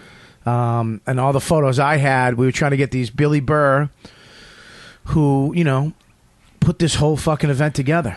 Yeah, he did a great job. Did a great job, man. And it was a very hard event to put together, because Jonathan, who was Patrice's manager, was trying for a long time. And let's just say that he was making all efforts. He made a tremendous amount of efforts reaching out to talent individually, reaching out to comics, reaching out to managers and festivals. And it was just very frustrating, because they wanted to do it, but they wanted certain people. And John was just out of his mind, frustrated, trying to get things. And I think Bill just said, fuck it, and took his own money and did it, which none of us knew he was doing it. Bill said to me once on Opie Anthony, he goes, He goes, dude, what the fuck? You know, Bill's confrontational even when he's not trying to be. Like, dude, what the fuck we doing? You're like, all right. But he's like, you always feel menaced by Bill Burr. How you doing, Bill? I'm fine, dude. What the fuck we doing about Patrice? All right. But he was right. He goes, you know, dude, we're his friends. Let's just do it. And he was right. And the next thing you know, I got a call from Bill. Yeah. He was absolutely right. And he got a call, and I think Maureen Tarrant helped him. But whatever, they just kind of went balls out and booked the City Center, and it sold out very, very quickly.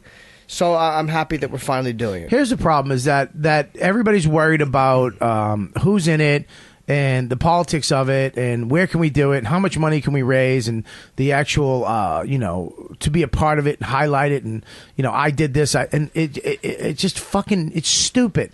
Here's what comedians worry about. Sorry to interrupt you, but here's what they worry. People don't want to compete with their own draw.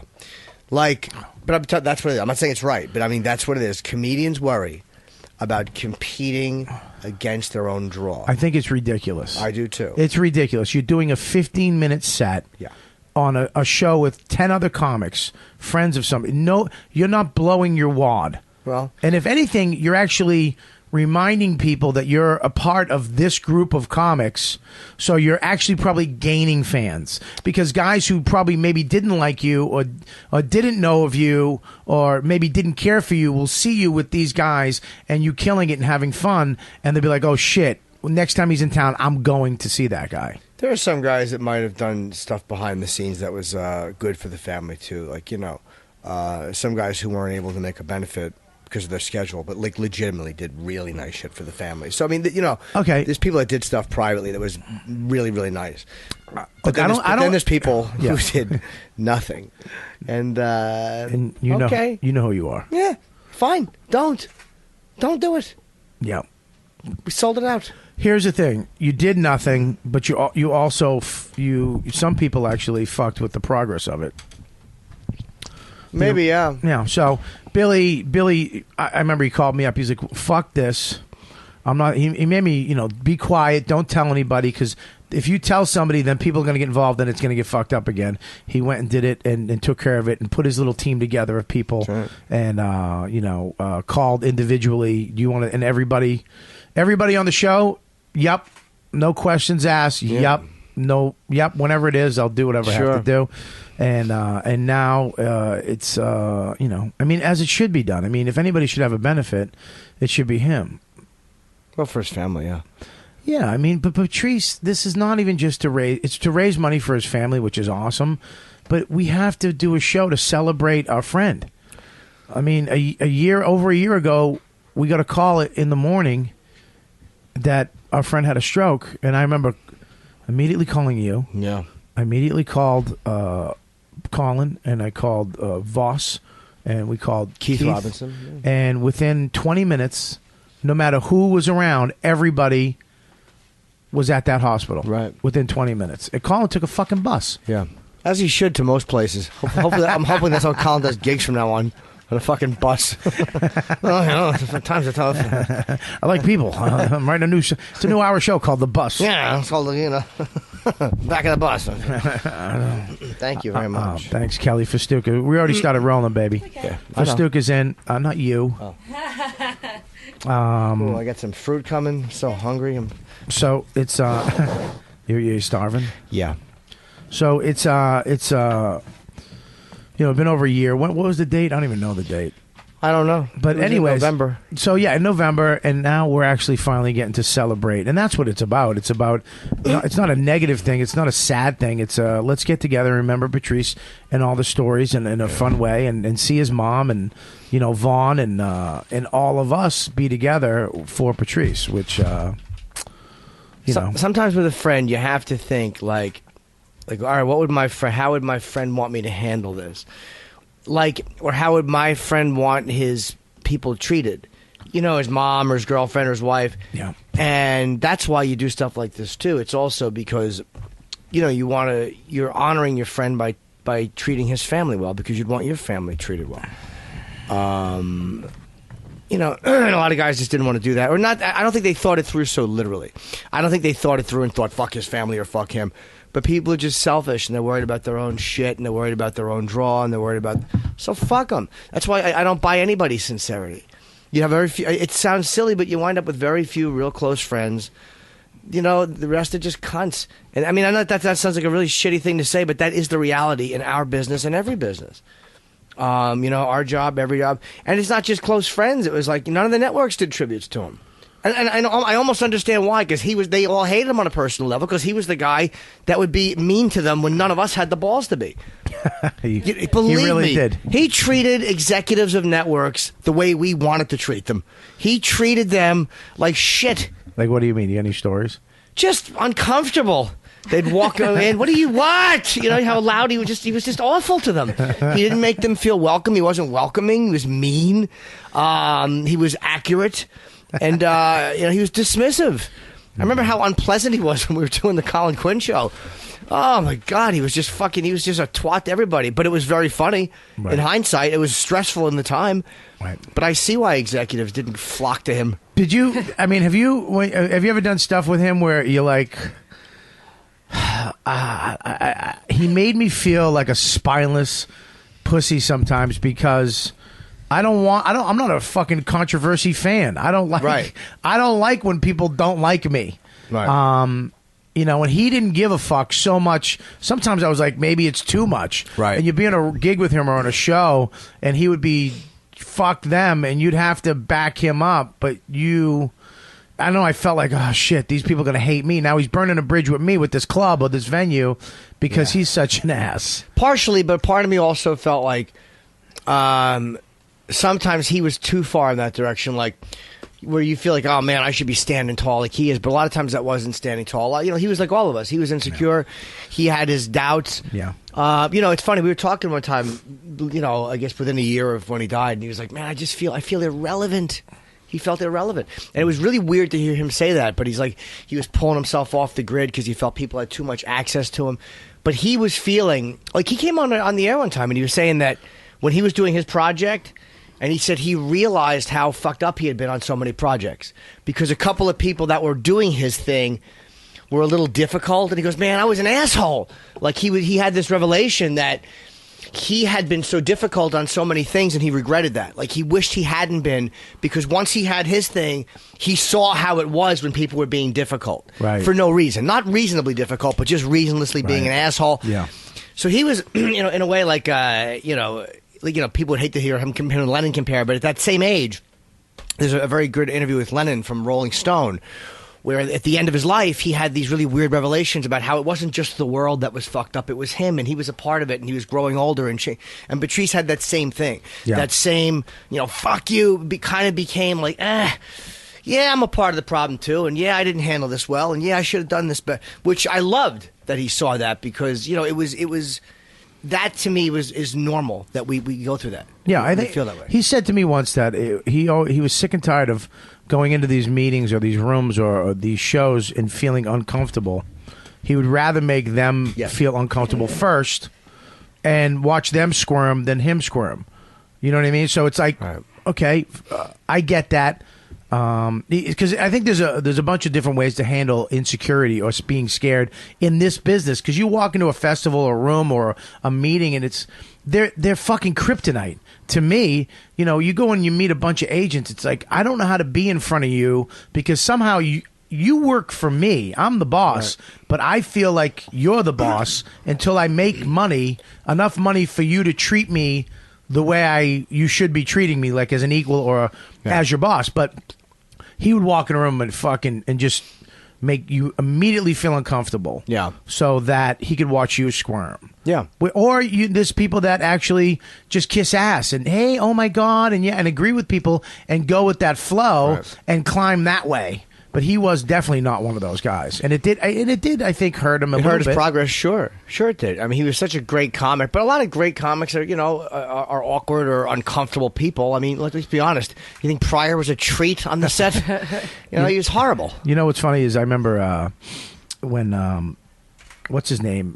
Louis came into the show once when you guys were back at the K-Rock studios, and Patrice was on, and I was there, and Louis started talking, and Patrice started saying something, and he just cut Louis. And he's like, are you going to fucking just yap over me the whole fucking show? Louis said to Patrice, and I saw Patrice just shut up. Yeah. And back off and kind of slow down. It was like, holy shit. I would expect, fuck you, motherfucker, and snap him. But he was like, all right, he backed the fuck off. If you had a reasonable... Patrice loved to, as we all know, loved to debate. Like, he enjoyed the argument. And he would... Yeah. But he was great at explaining himself. He was great at making his point, even when you didn't agree with him. So I think if somebody reasonably said to him, like, "Shut up! What are you doing?" he was smart enough to know that at times he was, all right, yeah, I should shut up, Yeah, he was one of the greatest at having an argument, and this is why I like Patrice too, is that he would admit when he's wrong. He would actually, you could change his mind if you made a point. Some guys especially comics, you argue with. They're not listening. One is walking up the steps right now, by the way. The person we're talking about is walking up the steps right now. It's Keith. He's an unreasonable ass. You hear him? Keith is so afraid of not being known that he has to make. Keith comes in like a hurricane of just noise. Yeah, I'm going to get a banana, dude. I'm starving. Yeah, that's what he's. Forget it. Yeah, well, Patrice was one of those guys who actually would. Actually, if you made a point, and then he usually hang up on you after. Here he is, Keith Robinson. Yeah, we're just talking about being unreasonable. It's how perfect that you walked in. Yeah, we're talking about unreasonable comics that don't listen. Sit wherever you want to sit, right at the end, on the couch, wherever. All right, go around him, Kelly. Let her go around you. Keith Robinson. Yeah. You want Kelly out? Yeah. You tell her. Beat it. So nice. I'm so glad he made it here. She wrote a text message to me. I said, well, I'll be here a little later. Just, okay, mate. She's from Australia. I don't give a shit. This is what not do you Australia. want me to say? This is McDougal Street in the village. See you when you get there. It'll be just fine. He really does just prove a point, doesn't he? What? Unpleasant from... If you do an hour special, it should be called Unpleasant from the Get-Go. Actually, from the ghetto. Oh, sweet God. From the ghetto was pretty good. Thank you. There's no more ghettos, though. We were just talking about, Patrice. First of all, there was supposed to be Anthony Cumia.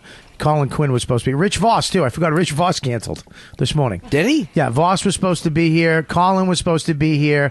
And Anthony Cumia. And they all fucking... Colin yesterday at least did it. Last night, I called him.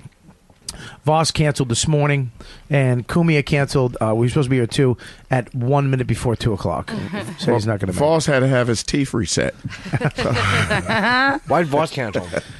I have no idea. He has a family thing. They all. First of all, they don't have to lie. They can just say no. I'm not a network. A maniac. I'm not a network TV show. It's a fucking podcast. Just say no. You have to come up with a stupid my family bullshit. But he canceled because he had a family. But who's his family? Yeah, sorry, can't come in. Family shit. That's what he said. Family shit. Yeah, family shit. Oh my God. Where's the garbage can, Bob? I'm throwing my banana out. Right on the Kelly. Just give it to me. Oh, yeah. Yeah, there we go. Thank you, mister. Yeah, so these are my only two friends right here. I mean, I'm fresh off an airplane from Buffalo. Yeah, you came right here. Yeah. Yeah. Shitty Buffalo. What gig? I was just over in this. What is it? I was in Canada, but I had to go to Buffalo and this and that. It was, You're making us read your shirt? Yeah, because I can't read, actually. Were you gambling or were you doing a gig? I was gambling and doing a gig. But, when you gamble sometimes when you gamble, what happens is when you gamble, it's a lot of things that... Huh? Kelly? Holy How shit. much is he paying you? First of all, He's got a wad of hundreds. Yeah, he's got a wad of hundreds. First of all, little Kev just gave me that. Holy shit. Okay? Whatever he pays me, Listen to will you me. pay me that to leave? Yes, I will. I'll pay you to get the hell out of there. Keith, little What? Kev took that wad out, the same, and gave it to him. Go here, Kelly, keep that. $600 on the air. It was so humiliating. Six. How much was it? 1,000. Was it? Yeah. He's a piece of shit. 1,000. I hid it in the house because I hope one day, like when his career fails, and I'm reading about him on the news, and he has no money, he's bankrupt, and his 14th wife, I'm going to give it back to him. Oh, here you go, kid. Yeah, he wanted you to have $1,000. It was nice. Yeah, I would okay. love to have had $1,000. A nice 1,000. I would. I Would know you what I take would it? like. Yes, I would. Write the back page. That's hot. I woke up today and it's like, I'm trying to write something and I'm in bed. I just start jerking off. I can't fucking stop, man. I literally I'm happy I had this because it got me out of the house. I would have just the whole day would have been shot. How do you wake up and just jerk off right away? I'm too groggy. That's easy. Yeah. Too groggy to jerk off. You don't have a morning boner no more? You know what I usually have next to me? A wife. Two fucking little shih tzus. No, I'm not jerking off. The first thing I want to do is get out of that fucking bed. Go take a shit. No, morning jerk offs are easier. You jerk off in the morning? First of all, it's not called jerking off with Well, you. it's easier for me to say that. Do you diddle with yourself? Yeah. You diddle. Is your pussy getting fatter Here we now go. that you're gaining weight? Yep. Hell no. Oh, God. Let's not talk about it. Don't talk about fat pussies around Norton either. I know. That's what I was leading to. He'll attack you like a fucking silky terrier to a piece of bacon. He loves a fat pussy. Yes, I do. That's why I'm your friend. Yes, I do. I do. Oh, boy. Is that the time? Sweet heaven.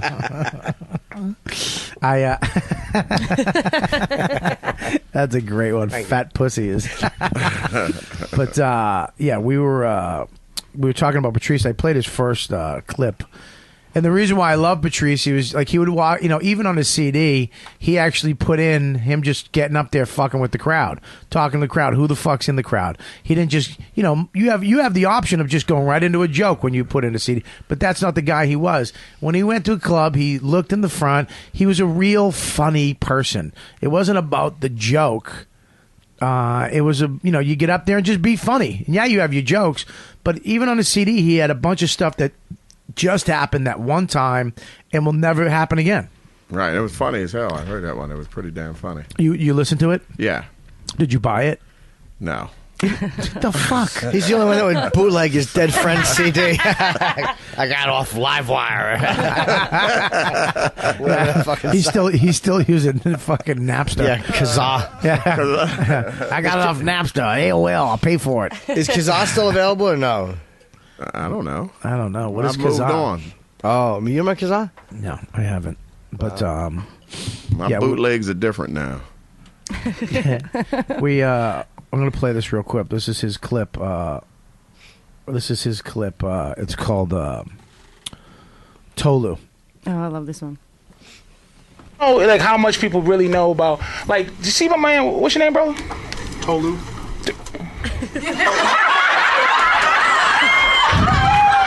I'm trying to be all brotherly, but I'm like, nigga, Tolu.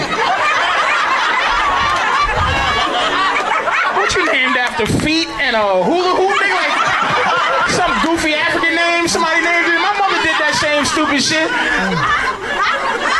That's what Patrice is. Let me tell you something. You be watching. If it was up to one of my goofy ass 80-year-old aunts, I'd be Lumumba O'Neal up this motherfucker.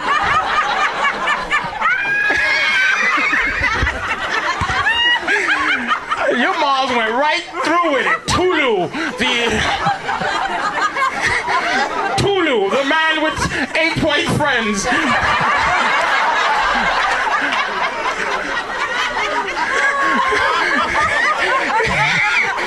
can't even fully have you as a friend. What the fuck, they gonna introduce you to other white people? This is Tulu,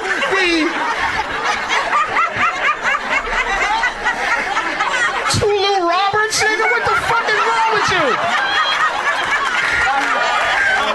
What's your nickname, nigga? Don't say Lulu or Tutu. Everyone calls me Tolu. I hate that name, and you got the voice that go with it too. Tolu, deep voice ass Tolu. And you sitting with a Ralph and a Brian and a Jimmy, and this nigga's Tolu, the great warrior that works at a law firm. Tolu and Associates, nigga.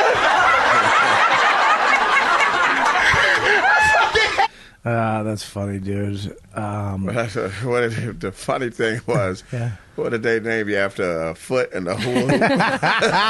But here's the thing: is that he put that on his fuck. I love that he put that on his CD because that's something that crowd had that night, and it's still funny.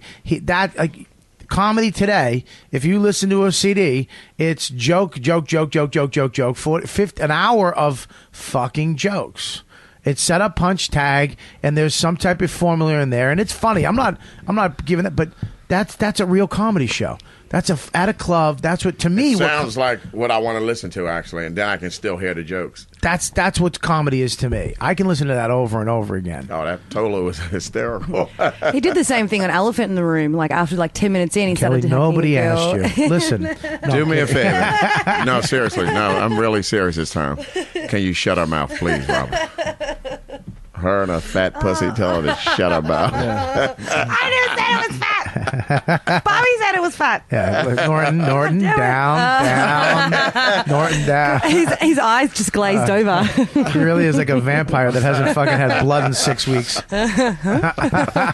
You prick your fingernail. What were you saying, Kelly? No, an elephant in the room. The Oh, fucking fuck? up. No, go ahead. I want to hear it. You're wrong. What did she Kidding, say? go ahead. He did the same Shut thing. your mouth.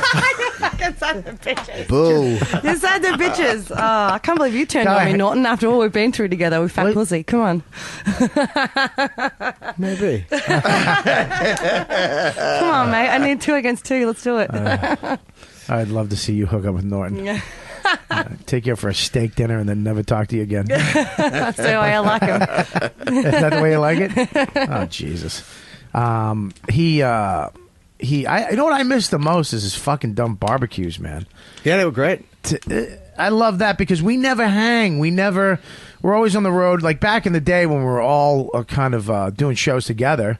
When we were, one was middle and one was head. We were doing colleges and shit like that, and we were out every night together. We were at the Boston every night, hanging out or at the Cellar, and that doesn't happen anymore because we're all, trying to fucking pay our mortgages and do our shows. And those barbecues were, that was our fucking the only time we actually all got together and hung out as fucking friends, And he put so much effort into those barbecues. I mean, he bought so much. He bought $1,000 worth of food and alcohol. It's like a Brazilian steakhouse. It was crazy. With all the Yeah. meats. Remember when he was trying to be vegetarian and he was had to cook all the meat and just look at it and hand it off? Give me that burger, dummy. Fucking jerk. He was let me tell you something. He was a vegetarian until that day, and I remember him fucking Bobby. How's that skirt steak? I'm like, it's the best skirt. Let me try a piece. I'm like, but you're shut your face. Give me the piece of steak. Yeah, I mean, that's the one where you threw your fucking wicker hat into the barbecue. That was very satisfying. You stuck your voodoo hand right into the fire and pulled it out. It hurt my feelings, man. That's my best hat. Yeah, I remember he would call me up and he was like, dude, if you want to come by. He was really weird with friends too. Because he would call the people that he wanted at the bar, but like, dude, if you come by, you come by. He was insecure about it. And then if you did come by, I remember getting a phone call from him after, and he was just, Bobby, what's up, man? Thank you for coming by my barbecue today. I really appreciate that. Like, no, dude, I had a blast. No, I just want to let you know that I'm glad you came by, and it was a good time, and I'm glad you had a good time, and thank you. And it was Yeah, like, he got offended if you didn't come or if you didn't let him know you couldn't come. He would bother him. yeah, because it's like, look, as your friends, we don't get to hang out a lot, and when you do set something up for your friends and you invite them and they blow you off, it is a fuck you. It is a fucking, and I remember, it was the best. I think you're talking about yourself today, aren't you? No. You know what? You invite them to a barbecue, a podcast. No. Podcast barbecue. What's the difference? Look, I wouldn't come in for my show either, but that barbecue, I remember me and you used to go all the time together, and then you'd show up halfway, like a little bit, like after it started for a while, and then you'd show up and ruin it. It was actually a nice civil barbecue until Keith Robinson showed up. The way Patrice's barbecue would work was that, like, as 4:30 to 5 o'clock rolled around, all the black room guys would show up, and then the white people would get squeezed out. Yeah, we get squeezed out. We started nudging each other and kicking each other's feet under the I got a table. spot later. You want to get out of here? Yeah, 4th of July. Where you doing a spot? Keith would come in. Patrice would be cooking. He'd have a shirt on with just sauce and meat. That's all you have is a shirt with slippers and no pants. Yeah, because he was cooking. And remember, his mother and his aunt and friends would be up in the house. They never, ever came the fuck out. They were upstairs. Vaughn would come out looking like, just fucking going to a ball. You know what I mean? She was just everybody's dressed in shorts. She'd walk out. You're like, who the fuck is that? And then there'd be a few black people there that I didn't know. I didn't know who the fuck they were, but they were kind of in charge or something. In charge or something? What does that mean? I don't know. They were like, I think cousins or friends or something. Yeah, some people from Boston maybe, or just people you know. Yeah, people from Boston. Oh, you said people in charge. What Yeah. Oh. Don't get. You heard the word black. Yeah. And you got offended. But you Relax. never say black right. You say it like it's Black. Yeah, it's like How do you say it right? you don't say black. Oh, okay. There were some you- people there in charge. I think they were friends of Patrice. Yeah. But they were black. Yeah, he said black. And then we'd hang out, we'd eat, and then you'd show up, and you'd just have that stupid face on, and you'd immediately start trashing everybody. Remember the time you were trashing all the black girls because Artie would show up. No, Will. Will would show up with just a chain of. Just a chain. No, I shouldn't use chain. A bunch of black. Just a boatload. No, wait, wrong. Oh, Jesus. A boatload. He would A boatload of them. He would come in with a lot of black girls, sexy girls. You guys remember you trashed him for looking African black? Well, Yeah. The girl, remember though, the girls were showing up and she was like, that bullshit's not in anymore. The African, she was trying to look African with an afro. I forget, man. Nah, fuck it. Everybody forgets that horse shit, man. Let's talk about something else. What y'all got? I remember the time we went to stupid Amsterdam was probably one of the fucking. Those guys actually came to my show at Gotham a couple weeks ago. The guys from Amsterdam. Me and him and Patrice went to Amsterdam together. I know. And you didn't go. No, I know. That's why I said I know. We remember me and Keith. I got to the hotel and I was fucking just waiting for Stupid to show up, and he finally came, and he came in the lobby. He goes, "What's up?" And he goes, "Where can I leave these bags?" And he goes, "Where's the red light district?" And, Damn right. and he goes, "Let's go." 5 seconds being in the hotel, being in the fucking country. Me and him were in the red light district, but we went to the wrong one. We went to the local one. There's the tourist one where the hot chicks are. We went to the local one with chicks with zits on their ass and their pussies like aren't shaven. And it's like next to a family restaurant. There's some dirty bitches in a fucking alley. Oh, wow. And Do they clean that up, by the way, now? Is it the same or no? I have no idea. I haven't been there. I haven't been in a while, but Long time. I remember it was I think it was 2 PM and we were balls deep. Yep. Me and you, and we swore it off that day. As soon as we went in, we swore it off. I said, "I'm done. I got it out of the way." What was it? 45 minutes later, we were, who's that? Because I don't think we knew that it was like on how many women It was were like, over there. Local bodegas with whores. Yeah. And you just go, I'm going to go get a cup of coffee. I'll be right back. Yeah. Next thing you know. Yeah, Keith is gone for fucking an hour. But were they all like condom only and like they're that seems like it's probably almost a medical experience because there's so many of them doing it with so many different people. They have it down to a science. It's such a job. It doesn't seem like that No, much everybody you can negotiate with anybody. Yeah. You know, they like you, you know. Yeah, if you're black. No, if they like you, how it goes, you know, they'll. Well, here's the thing. Jim's worried about not using a condom. Did they make you wear condoms?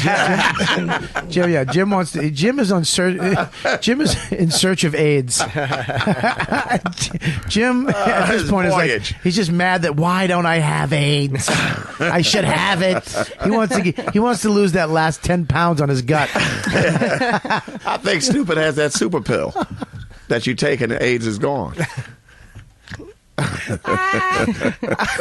Norton wants AIDS so bad. Do you have to wear condoms? Is that a fucking medical? Well, no, it's just that's not medical. That's fucking, But he was discussing, it's probably no fun. it's no fun. Unless your life is in danger. It's no fun if you can't get herpes or AIDS. Yeah. Yeah, if you might not make it out alive, that's how you know it's a good time. Me and him. Oh God, we went to so many places, and then Patrice rolls in that night. He came in late, Right. and we went down. We had to go right to the show. That's that hotel we stayed in. Yeah, the cruddy hotel. Yeah. It was a boutique. They called it a boutique hotel, an artist hotel. And we came in and then we did the show, and then after that we went to the red light district. More and whores. And Patrice went into one and came out 15 minutes later. Well, he was sampling whores. He was right when he was about to come, he'd stop, pinch it off, and just go, "I'm good, I'm leaving," and just walk the fuck out. And he's like, "I didn't come yet," and he did like 4 bitches that way. Maybe 5 or 6. He was going from place to place. He did the same thing in Brazil. The same. He just not coming until he fucking got his fill of. He taste tested all these bitches because I think it was like he was at a mall. It was $50 $50 a pop, right? American. Wow. At the time, it was $50 a pop, and he came out of every one. And at that point, we're like, "Well, fuck, can we just hurry up and come?" And then I remember he went into one across the street. It was like an older, like a milfy bitch, An older black woman. Yep, and he with soggy titties. I think that did it for him. she was like the least fucking attractive bitch he's been to. All of a sudden, you see her head stick out of the window, and she's got like sweat, and her hair was kind of greasy, and she turned her sign around to closed. She just turned, and then he comes out, he goes, boom! He did it. He fucking busted his nut with that saggy old bitch. That was fucking fun, man. Who was the chick he met in Amsterdam we stayed in touch with for a long time? He was in love with this girl. I know. Oh, we went to the. That's. She wasn't a hooker though, right? No, she was a regular square, but she curly haired bitch. She was hot, sexy ass girl. Yeah, I remember he made me go dancing with him after the show. He was like, "Let's go." We went to that club with the. We went to the girl. Yeah. Remember the club and then the girl, the famous singer came out, but it wasn't her. It was what the fuck was her name? Who was the black? There we go again. I'm sorry. African American pop singer. She wasn't pop. She was black. She wore the big thing on her head. Black people can. Grace Jones. Pop. No. Grace Slick. Jesus. I remember that. Whitney Houston. That's when me and Patrice were on the dance floor and we danced. Me and him. God. It was the weird because Patrice just started dancing with me, and he was dancing to the music, and I started. But I started dancing too, and it was the most. We were all just dancing on the floor. But you were Six Pack Bob then. I was Six Pack. Yeah, but I was fucking shredded, but I was still banging whores. That's what a fucking addict I am. I could have met chicks, but I would wake up. They'd sleep until 5 every day. I woke up at like 10 and walked around. Went to flea markets. I bought wooden shoes. I bought a beret. I'd have coffee. Because I think Bob was thinking about being gay. He was really shopping for him. Yeah. Until he turned fat. That changed Bob. Yeah. While he said he was out getting coffee, that's when he was getting all the dick. That's when he was going to all those other ones. Fucking gobbling cock. Dude, I had a cup of coffee. Coffee, yeah. He's got a beret and a cum stain on his shirt. I remember. You called me Bobby, Dutch Bob. Because they called me Dutch Bob because I was out every day doing shit, seeing the country, and you guys were just sleeping. That's what you call it. You guys kept throwing the money away. Fuck this country. They'd change. Seeing a guy's cock behind the dumpsters, not seeing the country. And then we got to that hotel. They changed the hotel to this fucking cheap hotel, and it was a square room. 2 metal bunk beds, a folding metal table in the middle of the room, and just a shower. It was a bathroom with square box with a toilet and a shower, like no tub. Well, they fucking snapped. I was fascinated at that point in my career. I couldn't believe somebody was paying for my flight and my hotel. How far were you from the red light district? We had one window. It was a foot by a foot. And you could open it up into an alley. So if you opened the window, guys would come up to the window and thinking we were hookers. They'd walk up to the window and be like, hello? Yeah, we were in the red light district. We were in, literally, right in the fucking red light district. So as a creep, too, I liked it. I was like, let's just stay here. We're right here. Why? What? And he was like, well, I'm on the phone with a guy. He goes, I have a hotel. It's way in the country. It's an hour away. And I was like, fuck that. I don't want to stay an hour away. I want to walk around. I want to be right in the mix. And they were like, fuck you. We're out.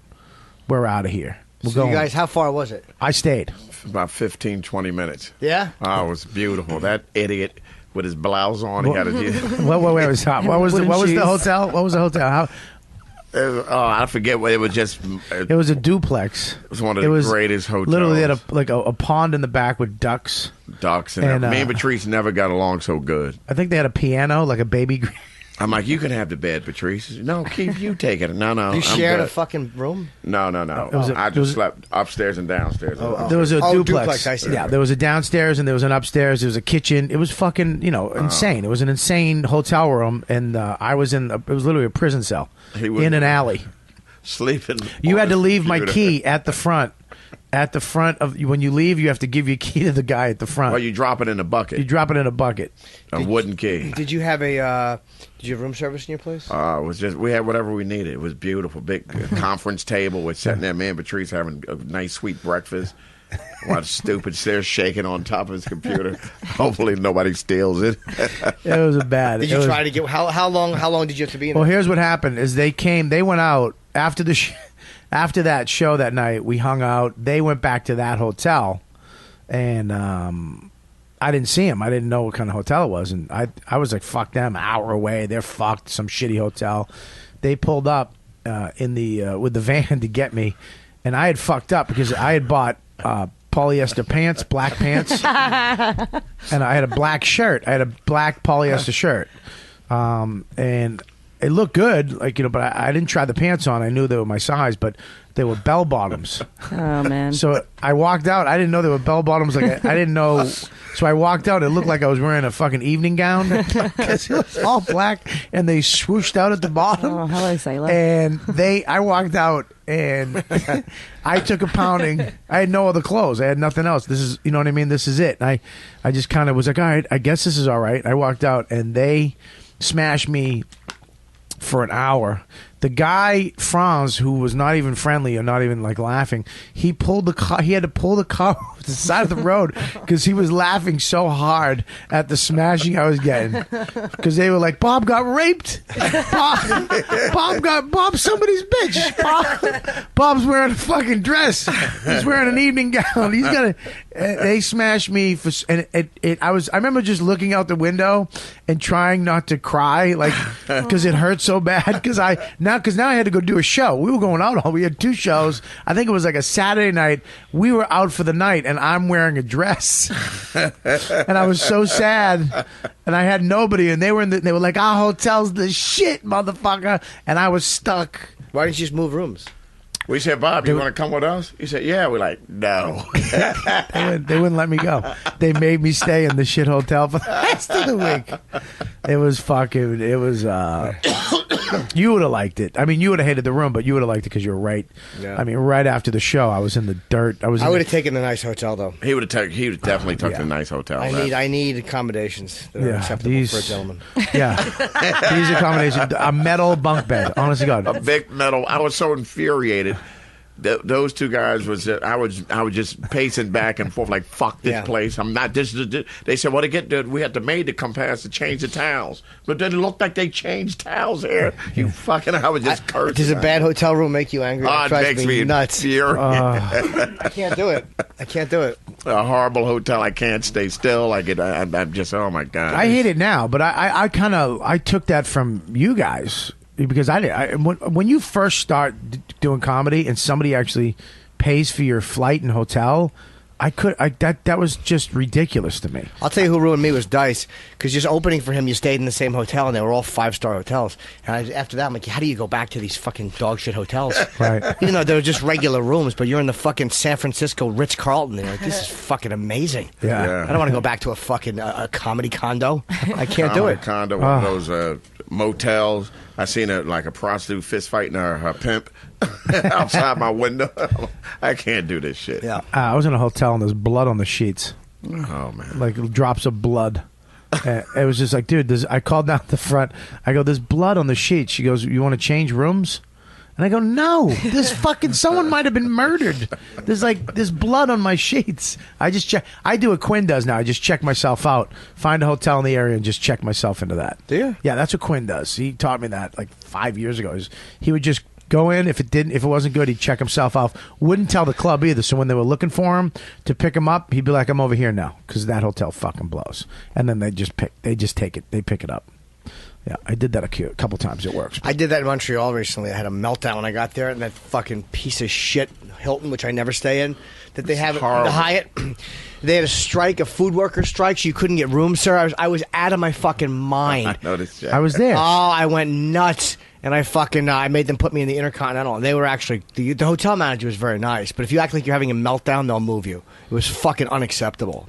I like the Hyatt. It sucks. It stinks. Does it? That's Yes, it terrible. stinks. The Hyatts have finished. They're like 90. Yeah, they Maybe have 90 room service for- till 10. Fuck you. What do you want? 24-hour room service? Yes. Yes. Yes. Hey, what the fuck are you yesing? Because I'm corporate Kelly. We work Agreeing with late. those. We're back at 1 o'clock in the morning. I'm going to get a Caesar salad with some chicken. The dressing on the last thing side. I need is fucking 24-hour room service. No, I don't need cookies on demand. No, you get a salad though. Yeah, something. that works. salad. That's what I do. Yeah. No, you're right. I have willpower at 2 in the morning when know I'm you don't have- fucking lonely. I already jerked off twice, and there's nothing on TV. Yeah, I look down. There's a fucking. I can order fucking 19 cookies and a fucking thing of lobster mac and cheese. Go fuck yourself. I'm staying at a Hyatt where it's over at 11 and I have nothing. Hyatts are terrible. Yeah, they've become. I don't mind it. If the TV is square, I'm out. If it's what are you doing? Tube TV, you mean? What are you doing? I'm just looking at your cheat thing. I didn't mean to. What are you doing? I'm looking at one of your cheat things, but I had to snap it out of the rubber band because they're all rubber banded in. I was just looking at it. All right. Why don't you leave stuff alone? Mind your business. Fucking stack Stop of it. smelling shit too. You really are a fucking little serial killer, little mini serial killer.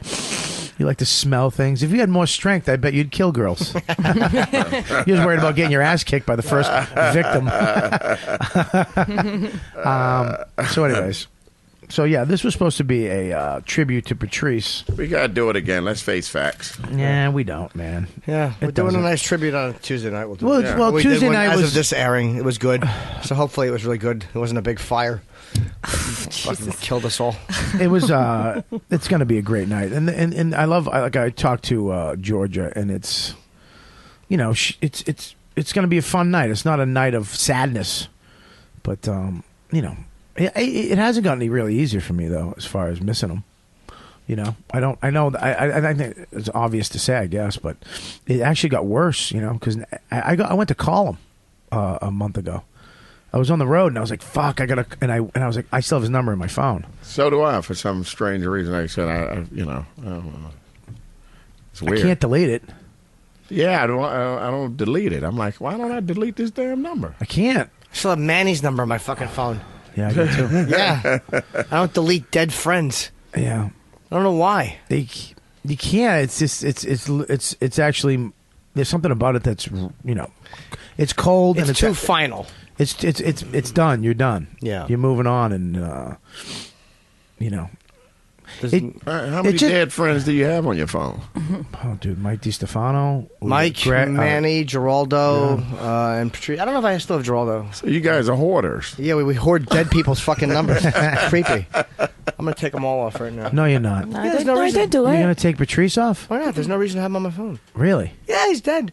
I don't mean that to be cold either. I love Patrice, but it's like, why am I doing that? It's silly to have dead people on my phone.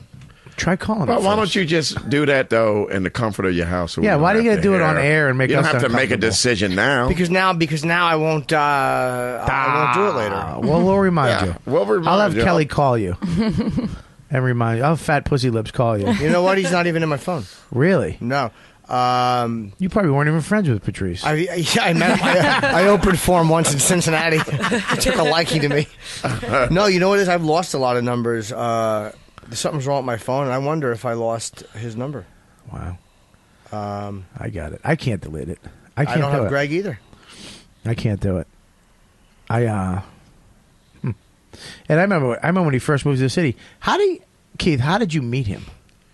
When you jackasses came to New York, What do you mean?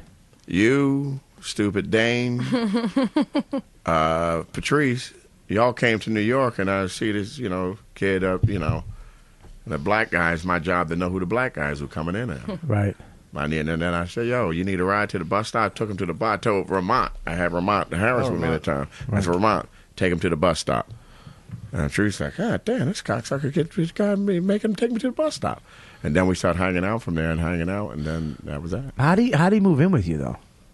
It's my job, man. What do you mean? I'm like the Harriet Tubman of black comics. The who?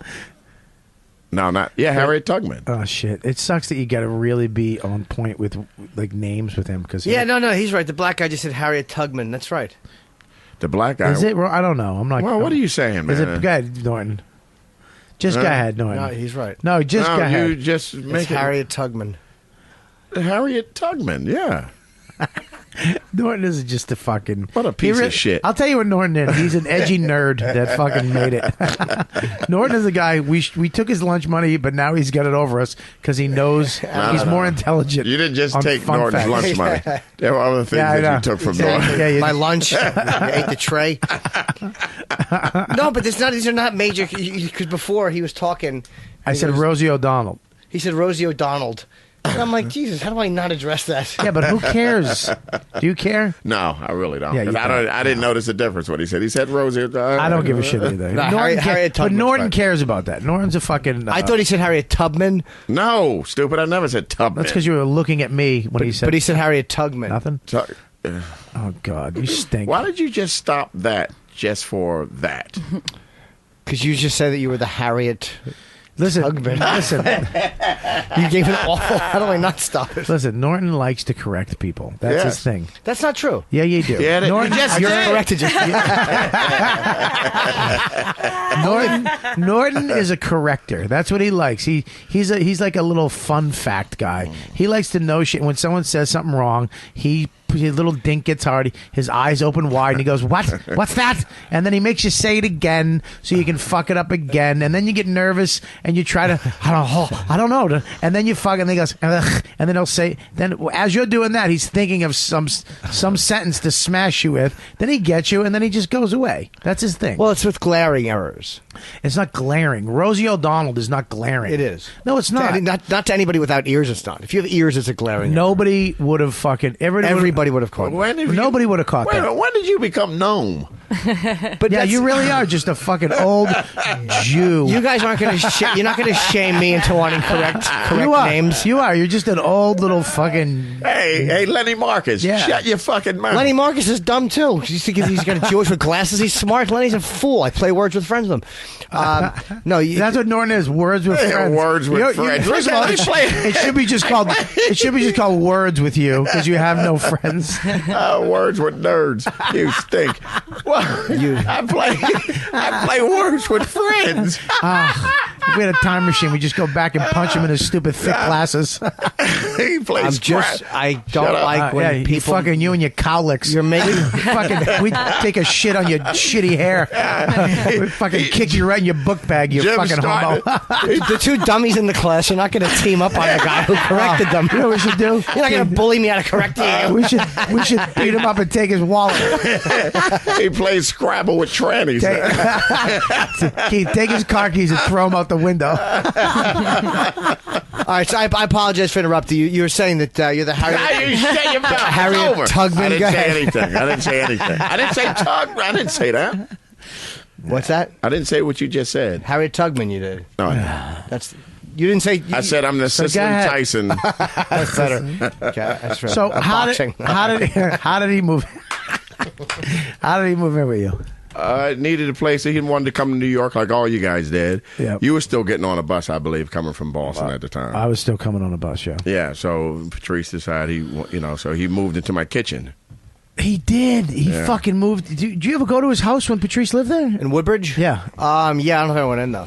You actually made a wall made in a your wall. kitchen. Patrice had this little tiny space. We had 4 roommates, $900 a month, and couldn't pay the rent. It was $900 a month total. Total. And you had 4 guys, and you still couldn't pay the rent. Still. How long did you live in it for? Maybe 2 years. Yeah. 2 years you lived with him. Yeah, I remember going over there. I remember that was the first road gig I did with you. Yeah. I slept over your house. Stupid was there. And then we played Tomb Raider all night. And then we got Tomb like Raider, maybe 40 Tekken. minutes sleep. And then we had to fucking start your stupid shitbox car that wouldn't start. You had to like punch the side and then piss on the fucking engine, and it started. And then we drove all the way to the airport, and I forgot my ID. Wow. Remember that? We had to go all the way to 97th and Lex to get my ID and go Who did back. that for you? Yeah, Keith. Keith. You drove him back. Yeah. Were you had a flight to catch? Yeah. Yeah. And here's the difference. That's why Keith, he doesn't crack under pressure with that shit. If it was you, if it was Norton or even me, the fuck, he would have broke a horn and bit a fucking tire off. He would have left me. Norton would have told me, yeah, get a cab, and left. I would have said, go get your ID and come back, and I'll meet in the lounge. I'm relaxing. I'm gonna have some cheese and crackers in the first class lounge. And I would have said, I can't get in the first class lounge. Get your ID. Yeah, but How long have you been in that first class lounge, man? a couple years. A few years, yeah, not long. Oh, okay. 4 years. Well, yeah, plus it's frequent flyer stuff. Yeah. I didn't like that though. Me Why? and Bob had to sit next to each other going to Brazil, while you and Patrice had sweet seats. Me and Patrice flew first class because me and Patrice upgraded. I bought a high coach ticket for Brazil, but then upgraded with miles. I didn't buy a first class ticket, neither did Patrice. We just flew in a more expensive coach ticket plus an upgrade with a lot like 100,000 miles. Well, that fucking trip too. I didn't give a fuck. I was so excited to go. I remember when we got off the plane. I was so nervous about getting killed. I was so paranoid of getting killed or kidnapped or beat up or robbed from the second we landed. I was on a flight. I wasn't worried about getting killed, but I was, religious kind of dude. So I was trying to fool God into saying I wasn't really going to buy too many prostitutes. I thought in my head, I was like, hey, I'm just going to go out there and hang out with my friends. It was like as soon as we hit the ground, prostitute, Barring all the other evil shit that we did there, it was probably one of the best times I've had as a comic with comic friends. It was fun. It was. I didn't ever laugh that. I mean, I don't see comics doing that. I mean, what comics get together and vacation together? What comics get together and go to a third world country to get prostitutes together? What comics go to a ghetto and take advantage of their poverty by fucking their women in the mouth and ass? And Patrice is trying to get words to say to the prostitute. I hated his stupid, touch his big dumb nose. Help, Shut up. Tudo bem. Obrigado. Safado. That big long pointing finger. It made me so happy when he almost got shanked by that fucking Brazilian guy. I remember that. Yeah, because he had 19 kids around him. He's feeding children. I told y'all, get rid of the damn kids. He point with that big finger. He point to the little kid. Come here. What do you want? What do you want? What is he saying? Then go to. He says he wants a chicken. Yeah, I get him chicken. Like he's a fucking. You got fucking $8,500 in the bank, you fat fuck.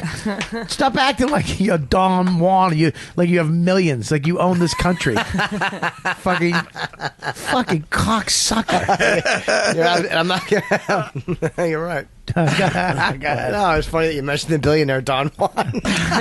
No, he was I meant him as a lover, stupid. That didn't mean he was a billionaire. I didn't mean it money-wise. Don Juan was a fucking lover. I know. Stupid. See how he corrects people on everything? He's not even listening for the conversation. He's really just playing words with friends in his head all the time. And trying to attack your two dumb friends. Yeah.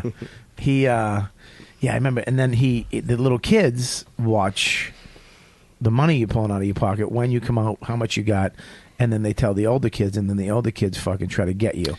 And I remember that night, I'm walking with him from Club Help A, and it was 2 blocks back to the Hawthorne. Was it even 2 blocks? It was maybe really a block, close. maybe a block. And I remember Patrice got sick of the little kid. The little kid wanted something, and he's like, man, beat it. And the little kid was like, beat it? Okay. And he went right over to the fucking one of those Brazilian jiu-jitsu fucking favela dudes with a scar on his mouth and a tattoo on his fucking eyelid. And he went, he started doing that shit. Like, all you could hear was Americano. And he was spitting. And he was walking behind us, trying to get... And Patrice was like, shit. And I'm like, just keep walking. Don't look back. We're almost there. And I remember there's 3 security guards in front of the Hawthorne. And my heart's pumping out of my chest. And and Patrice walks slow as shit. I can put up a nice fucking white guy. Fucking, I was in shape then too. Let's get to the hotel. But that slow motherfucker had a, fucking just pace himself back to the hotel. No, do you know why that? You know why? I remember that night. One of the reasons that happened was because there was one older kid who he didn't want to give money to. It was a weird thing. Like Patrice didn't like one of the kids. He was like, "Not you." Like he thought that the guy was doing something that he shouldn't have been doing. And that was like the guy that got someone to come back. It was a really weird thing. Like he thought one kid was getting the other kids to do something. Yeah. Those damn kids, though, that job is to get you to get that money out so that they count what money you got and all that. So they come and ask you either way. Yeah, but none of us knew that. And he saw these little kids, and Patrice, in his heart is a fucking good guy. Yeah. And he's just paid for Cokes. He gave him Cokes and chicken. Yeah. Adriano was the kid. I remember his name. Yeah, I would tell those kids to hit the road, beat it. Well, as soon as you left, this is what freaked me out. As soon as you left the club help or the cafe at night, you'd be attacked by children and mothers with babies for money. And remember you walk into the cab and it was just they would swarm over the cab, and it was fucking ridiculous. Yeah, you got to run, get in the cab. If you offended any of them, you're fucked. Because now the older kids are going to come over and go. But they're also used to people saying no and ignoring them. There was a way just to go like, no, right now, I don't have it. But you had to be careful the way you did it. Yeah, I had to be real careful. That was like the night when he, we had that rule: nobody in the car. You put the girl. If you're going to get a girl, you put her in another car, and she wouldn't go. And he threw her in the back seat with me. I'm alone. Patrice, no. Patrice, I don't want to go without you, Patrice. Me say a cab is you. Oh, God, and I remember, shit, just go in the cab. Oh, Patrice. All right, come here. Bobby, move over. No, Patrice, no. Bobby, move the fuck over. Oh, Patrice. And she sat next to me. I'm like, what? Was screaming at him. He's like, literally, just shut the fuck up, Bobby. And he goes, Bobby, shut the fuck up. I've never seen him scream at anybody like that. He was so fucking mad. And I was so mad at him. I wanted to fucking fight him. This bitch is next to me. She looks shady. He was one of, Patrice always picked those shady looking ones with like a scar. Like her fucking elbows were dirty. The hell, I had dirty elbows. And then that fat butt's made up for. And then I remember fucking literally 5 minutes down the road, roadblock, cops pulled us over, and he was like, "Oh fuck," and I was like, "See, I'm just in the back being a cunt. You fuck, see." And then they pulled us out. Bob just got out of the car. They said, he had money in his hand. I had 1,000. This is what happened. And they didn't take it, right? I had 1,000 real, and I didn't have money back then. You guys all were making more money than me. You guys were all on Tough Crowd. I didn't have the cash that I had was the cash I had. So I was fucking panicking. Like, this money meant a lot to me, and if I lost it, and I had like 1,000 real in my pocket. I just got out of some ATM that night, and they pulled us over, and I'm like, my money's gone. They're taking my money. I'm done. I got no more money. I think he's speaking Spanish. I tried to assimilate. You want to correct that word? I want to fucking Google that. You got the first 3 letters right. I tried to assimilate. Look at that evil laugh right there. Well, she's a fucking climber. She'll if Norton fucking said, "You want to come on the show?" she'd fucking stop this show in a second. I would never do that. So I get out of the car and I'm panicking. I had a hat. I remember I had all these pockets and I had a hat. And they went through Patrice, and the cops had their guns. They had their guns out, but not only their guns out, they had the machine guns, and they had their fingers on the fucking trigger. That's like rule 1 when you have a gun. You keep your finger flat. You don't put your finger on the trigger just in case. They had their fingers on the trigger, and then that main cop. It was those cops. The uniforms were from Libya. Like fucking 9 stars and a fucking big hat. And he kept touching me and saying, I kept, see. He was just saying, see. Like he was in Mexico. I was like, see. I didn't even think of that. See. I kept going, see. And I did it with an accent, too. I was going, see. Because I was Man, the trees start rolling. This is what you hear. This is all I hear on my 45th C. Because he kept making me take shit out of my pockets and turn around. I was like, see. And then I went, see. They had guns to them, and they're like, their heads are down, and they start fucking cracking. And I'm so scared. I see. And he taps my pocket with the money, and I went, oh, see? And I put the money in the hat on the back of the car.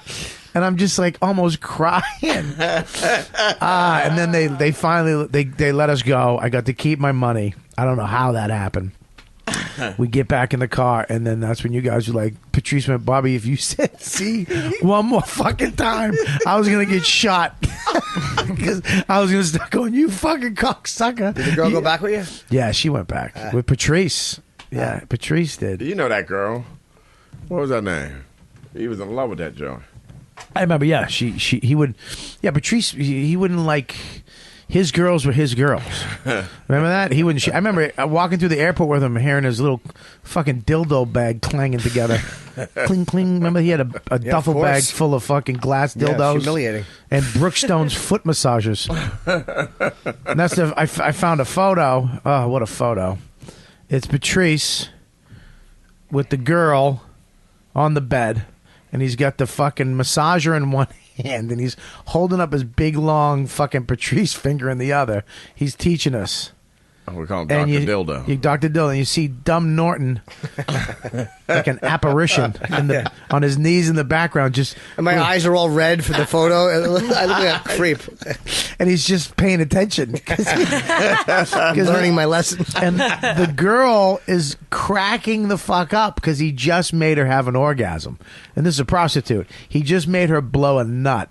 And she flipped out. I remember she was laughing so hard because she came, and he was so right on with what he was doing, and we were all just in there paying attention to Dr. Dildo. And I got what a great photo of Norton just on his knees paying attention. I got to see that. It's fucking brilliant. Yeah, my eyes are really red. I look even creepier because my eyes, the fucking red eye is just gross. It was so funny because remember Norton would show up as soon as the sun went behind the favelas. Fucking Captain fucking Naratu. Yeah, Nosferatu would come out with his Aussie shirt and his half jeans, his fucking fat white calves. Yeah, you wouldn't see him. We'd be out all day long, all fucking day. We'd be out at the pool playing tennis. Right. And you wouldn't see Norton. And as soon as that sun went behind that fucking mountain, fucking Nosferatu would come out. I think I was sleeping, right? I was in bed all day. Yeah, you didn't come out at all. Me and Keith were working out. Remember, we were killing it. Yeah. We were working out. That's when we moved over to the Sheraton, too. I like the Hawthorne. I like the best. Sheraton better. I was more. The favelas was right there. You can have gunshots. They wouldn't bother you. They never came into the hotel. That was actually not a bad favela, and everybody that worked at that hotel lived in that favela. Oh, did they? I talked to all the because I wanted to, I got a fucking people Bob stayed Travel away from Channel Bob. I got a fucking and they were like, no, I live right there. Yeah, they all live in there, and I remember that's when we got sick. When Patrice got sick, we got the flu. Remember that? No, we had everything. I got very sick when we were leaving. The crud. I thought I almost threw up in the customs line on the floor. I'm like, I'm going to vomit. Where was that? Is that the crud is from Iraq? No, it's from Brazil, from the hookers, from kissing them. I almost, whatever it was, I got. That's what we were calling it back then.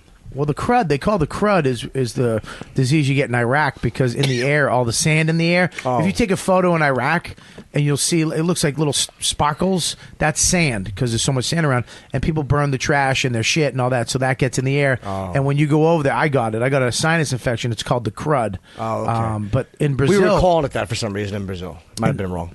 Yeah, I think we called it the Brazilian AIDS because Patrice got sick. You got sick. I got sick. We went to get penicillin.